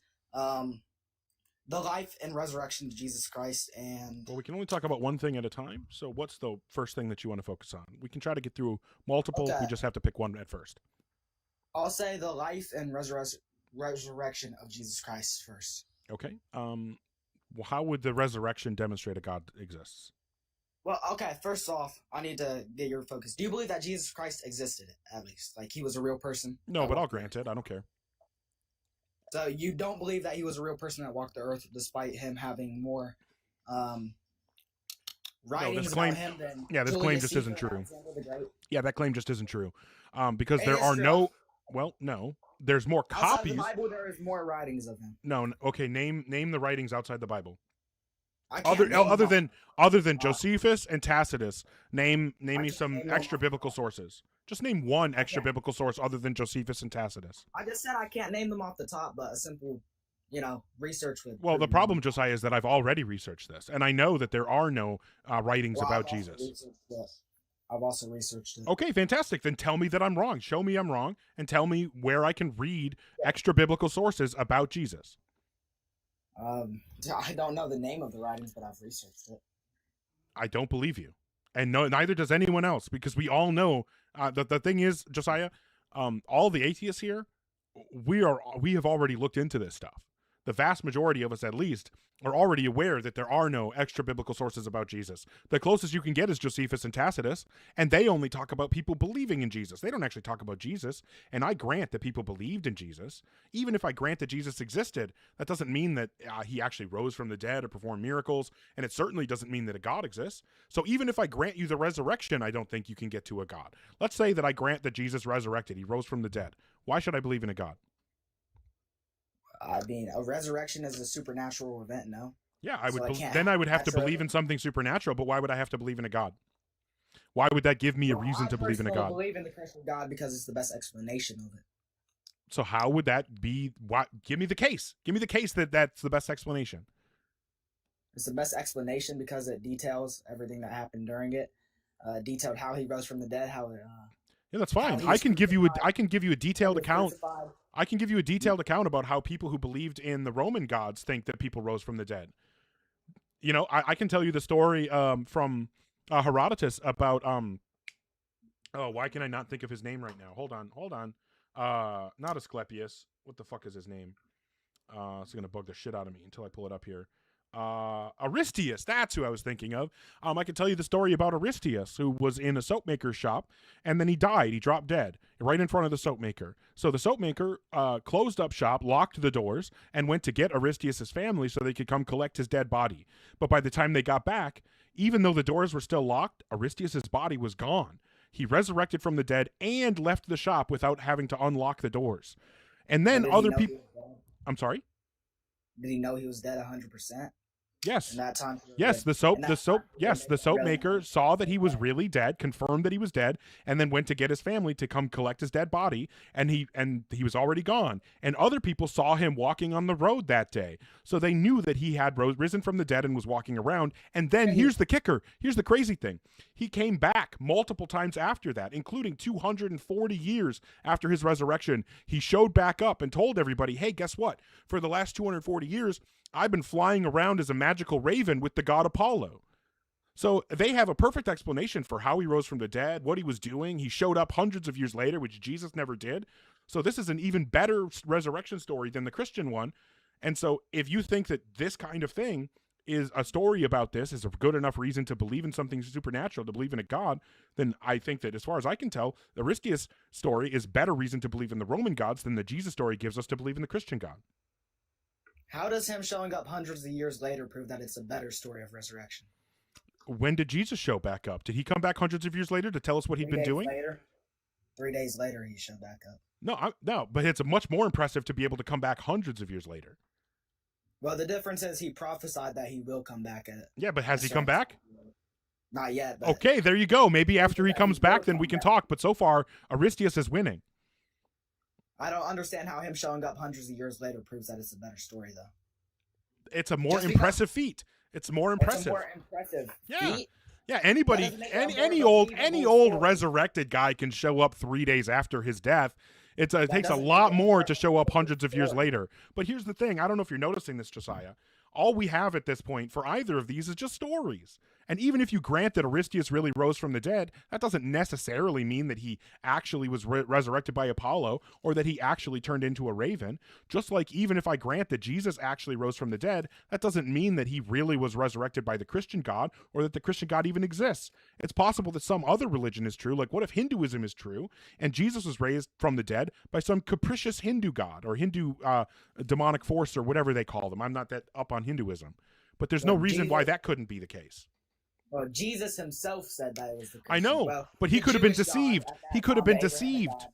You don't know that Jesus wasn't deceived. Maybe he really believed that he was God because he had visions given to him by a capricious Hindu deity. Okay, why would the Okay, so Hindu demonstrate that that's not what happened. demonstrate? That's just a stupid argument. Yeah, it's just a stupid argument if you can That's a just terrible make up any argument. supernatural thing you want. Why would a Hindu deity convince Jesus that the Abrahamic God is the true God? What sense does that make to you? Because he wanted to play a trick on the world and it worked. He wanted to play a trick on the world. What reason Yeah. would he have to play a You trick know, on you the know world? who it actually was? I bet it was actually Loki, the Norse god of lying and tricking. Like he is a prankster god. It's exactly Loki the kind of loves thing fame. Loki would do. Loki loved fame, so he would admit it was him. He loved to play tricks and then get fame after it. No, Get fame out of it. he did lots of stuff where he didn't get the fame afterwards. How often did he brag about the time that he fucked a horse and gave birth to Odin's steed? He didn't brag about that. The story was known, but Loki didn't go around bragging about it. He didn't always tell everybody about the tricks that he pulled. So But most- there's no a reason trick why. on that- a If trick on that scale, you would more than this like is just the kind of thing trickster gods do. So if you think that supernatural things exist, and it sounds to me like Loki's actually a better explanation than the Christian God being real. So you would need to demonstrate that it couldn't possibly have been Loki that resurrected Jesus from the dead. Okay, here's what I'm gonna do. I am gonna shift it a little bit on your narrative. You say God isn't real, 100% definitively, right? But you can't prove 100% definitively God isn't real or God is real.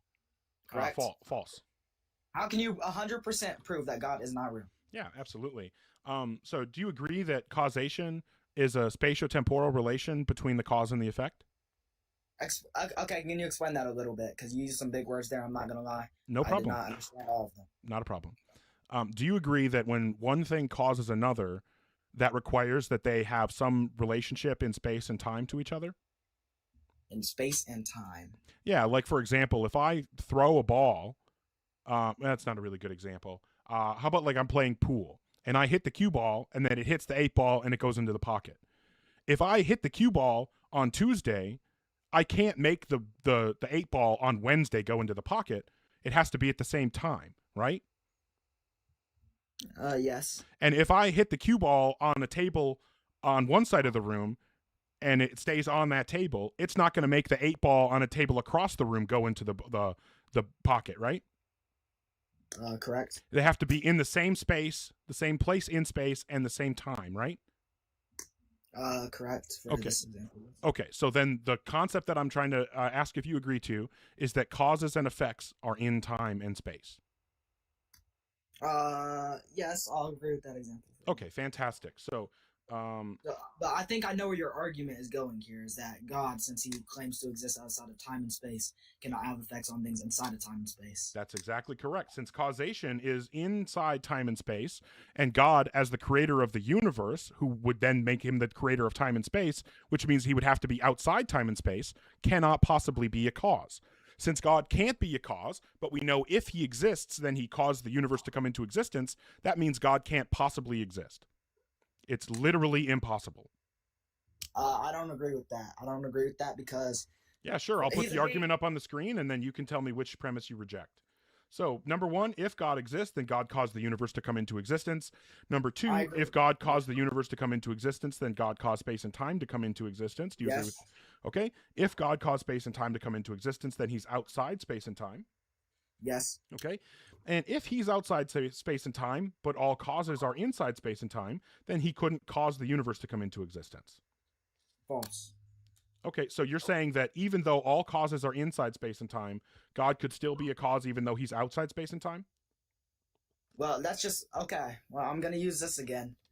God is above our understanding of being. Oh, so you're saying like logic doesn't apply to God? You can't use physics. So are you saying logic doesn't apply to God? Quantum, We're only using logic here, Josiah. Are you saying logic doesn't apply to God? Not all logic, no. Okay, so you're saying that we can't use logic to understand God, right? Not always. I mean, obviously there's going to be some things. God, I mean, it's impossible to understand and comprehend a fully omniscient being. Okay, do you agree that the laws of logic do not apply to God? Not always. Mostly, not always. Okay, so how do you tell when they do and when they don't? I mean, I personally can't tell. I mean, I would have to, read up a little bit. Okay, so is it just like post hoc? Anytime something logical proves that God can't exist, you're going to say it doesn't apply, but all other times logic does apply? Can you slow down a little bit? I did not fully get what you're saying. So it sounds like what you're saying is anytime logic presents a problem for your view, you're going to say that that kind of logic doesn't apply to God, but otherwise it does? One more time for me. One more time. It sounds like what you're saying is that if a logical argument presents a problem for your belief, you're going to say that that logic doesn't apply to God, but otherwise logic does apply to God. Well, I mean, sometimes it does apply. Sometimes logic. So how do we know when it does and when it doesn't? Not ever fully. I don't know. I mean, you'd have to ask much more studied Christian theologists on that. I need to know your position. Do the laws of logic apply to God? Not always, no. Well, it's either the case that they do or they don't. So it's either yes, no, or I don't know. Well, he's a fully omniscient being, so I can't fully understand. Either the laws of logic apply to God or they don't. Which is it? It's yes, no, or I don't know. I guess no, I don't. Okay. No. Okay, so the laws of logic do not apply to God, right? I guess not. Okay, so the laws of logic do not apply to God. If the laws of logic do not apply to God, then the law of identity doesn't apply to God because that's one of the laws of logic. If the law of identity doesn't... What's the law of identity? That fact that he's a being? No, a thing is what it is and is not what it is not. I would suppose the law of identity does not apply to God. So if the law of identity doesn't apply to God, then he is not what he is, and he is what he is not. It is not possible to have a thought about a thing that is not what it is and is what it is not. It is not possible to have a belief about a thing that it is not possible to have a thought about. So it is not possible to have a belief about God. So if the laws of logic don't apply to God, then it's not even possible to have a belief about God. So if you say the laws of logic don't apply to God, then you have to commit yourself to the position that you don't have a belief about God. I believe that is an ad hominem fallacy. Ad hominem? You're comparing two things, but they're not necessarily the same. I don't know what you're even talking about. That's certainly not an ad hominem. That might be the wrong fallacy. Which fallacy is it when you're comparing two things and you're applying them as the same thing, but they're not the same thing? I don't know what you're talking about. Are you talking about equivocation? The false equivalency. Yeah, equivocation. Something like that. Equivocation. Yeah, I feel like that's a false. Okay, so equivocation equivocation would mean using one word to mean two different things without identifying that it's being used in multiple ways. What word am I using in two ways without identifying it? Well, I don't believe that the law of logic not applying to God doesn't mean that the law of identity does not apply to God. Because again, our logic, God has. So you're trying to reject. logic. You're trying to reject this premise right here. If the laws of logic don't apply to God, then the law of identity doesn't apply to God. Let me read over this real quick because your screen froze for me for a while and I didn't get to read all of this, so I have to. Let me read this real quick. All right. So premise 1: the laws of logic do not apply to God. Do you agree or disagree? I guess I agree. Okay. Premise 2: if the laws of logic don't apply to God, then the law of identity does not apply to God. Do you agree or disagree? The laws of logic do not apply to God. The law of identity. The law of identity, just understand that the law of identity is one of the laws of logic that you just said don't apply to God. So this I is said no. So if there's multiple laws of logic, like multiple laws inside of the laws of logic, then I would suppose that maybe some laws of logic do apply to God and that some laws of logic don't because... okay, so how do we know which laws of logic apply to God and which ones don't? Is it again just whichever ones are convenient for your argument? I can't... Is it again just whatever's convenient for your argument? Can you let me speak real quick? Well, just tell me how we know. Just tell me, Josiah, just explain to me what I need you to do, Josiah. What I need you to do is explain to me how we know when a law of logic applies to God and when it doesn't. You'd have to ask a much more studied Christian theology. Okay, so you have no idea. Well, I'm just gonna say this real quick. So just answer how we know when laws of logic apply to God and when they don't. Can I say this and then I'll No, answer if you don't answer that question, I'm dropping you. I just answered you though, and you won't let me finish my statement because. All right, fair enough. So you don't have an answer. All right. It's so annoying to me when they reject logic, which is exactly why I won't bring that Lavi idiot up, because I'm not doing the logic rejection stuff. If you can't even, and then resurrection, and then rejected logic to get out of God and from causation. Okay, well, advertisement hummus fallacy. Yeah, pretty close. All right, so fair enough. Thank you so much, everybody, for all the support. Thank you to Hercules. Glad to see you here. Thank you. What is this? Turtle on Wheels. That sounds fun. Thank you very much for the support. Trev, appreciate you. Owly, thank you so much. Lupine, Lou, Bradley Cooper, Lawn Doctor. Thank you all so much for the support. Sincerely, means an enormous amount to me. Oh, thank you, Lupine. That's so kind of you. There are a couple things I want to say quick before you guys are going nuts. I'm about to end. Thank you so much for the support, though. I appreciate you sincerely. As I always like to say at the end of my lives, remember that tomorrow is not guaranteed. You don't know how many opportunities you have left to let your family and friends know how much they mean to you.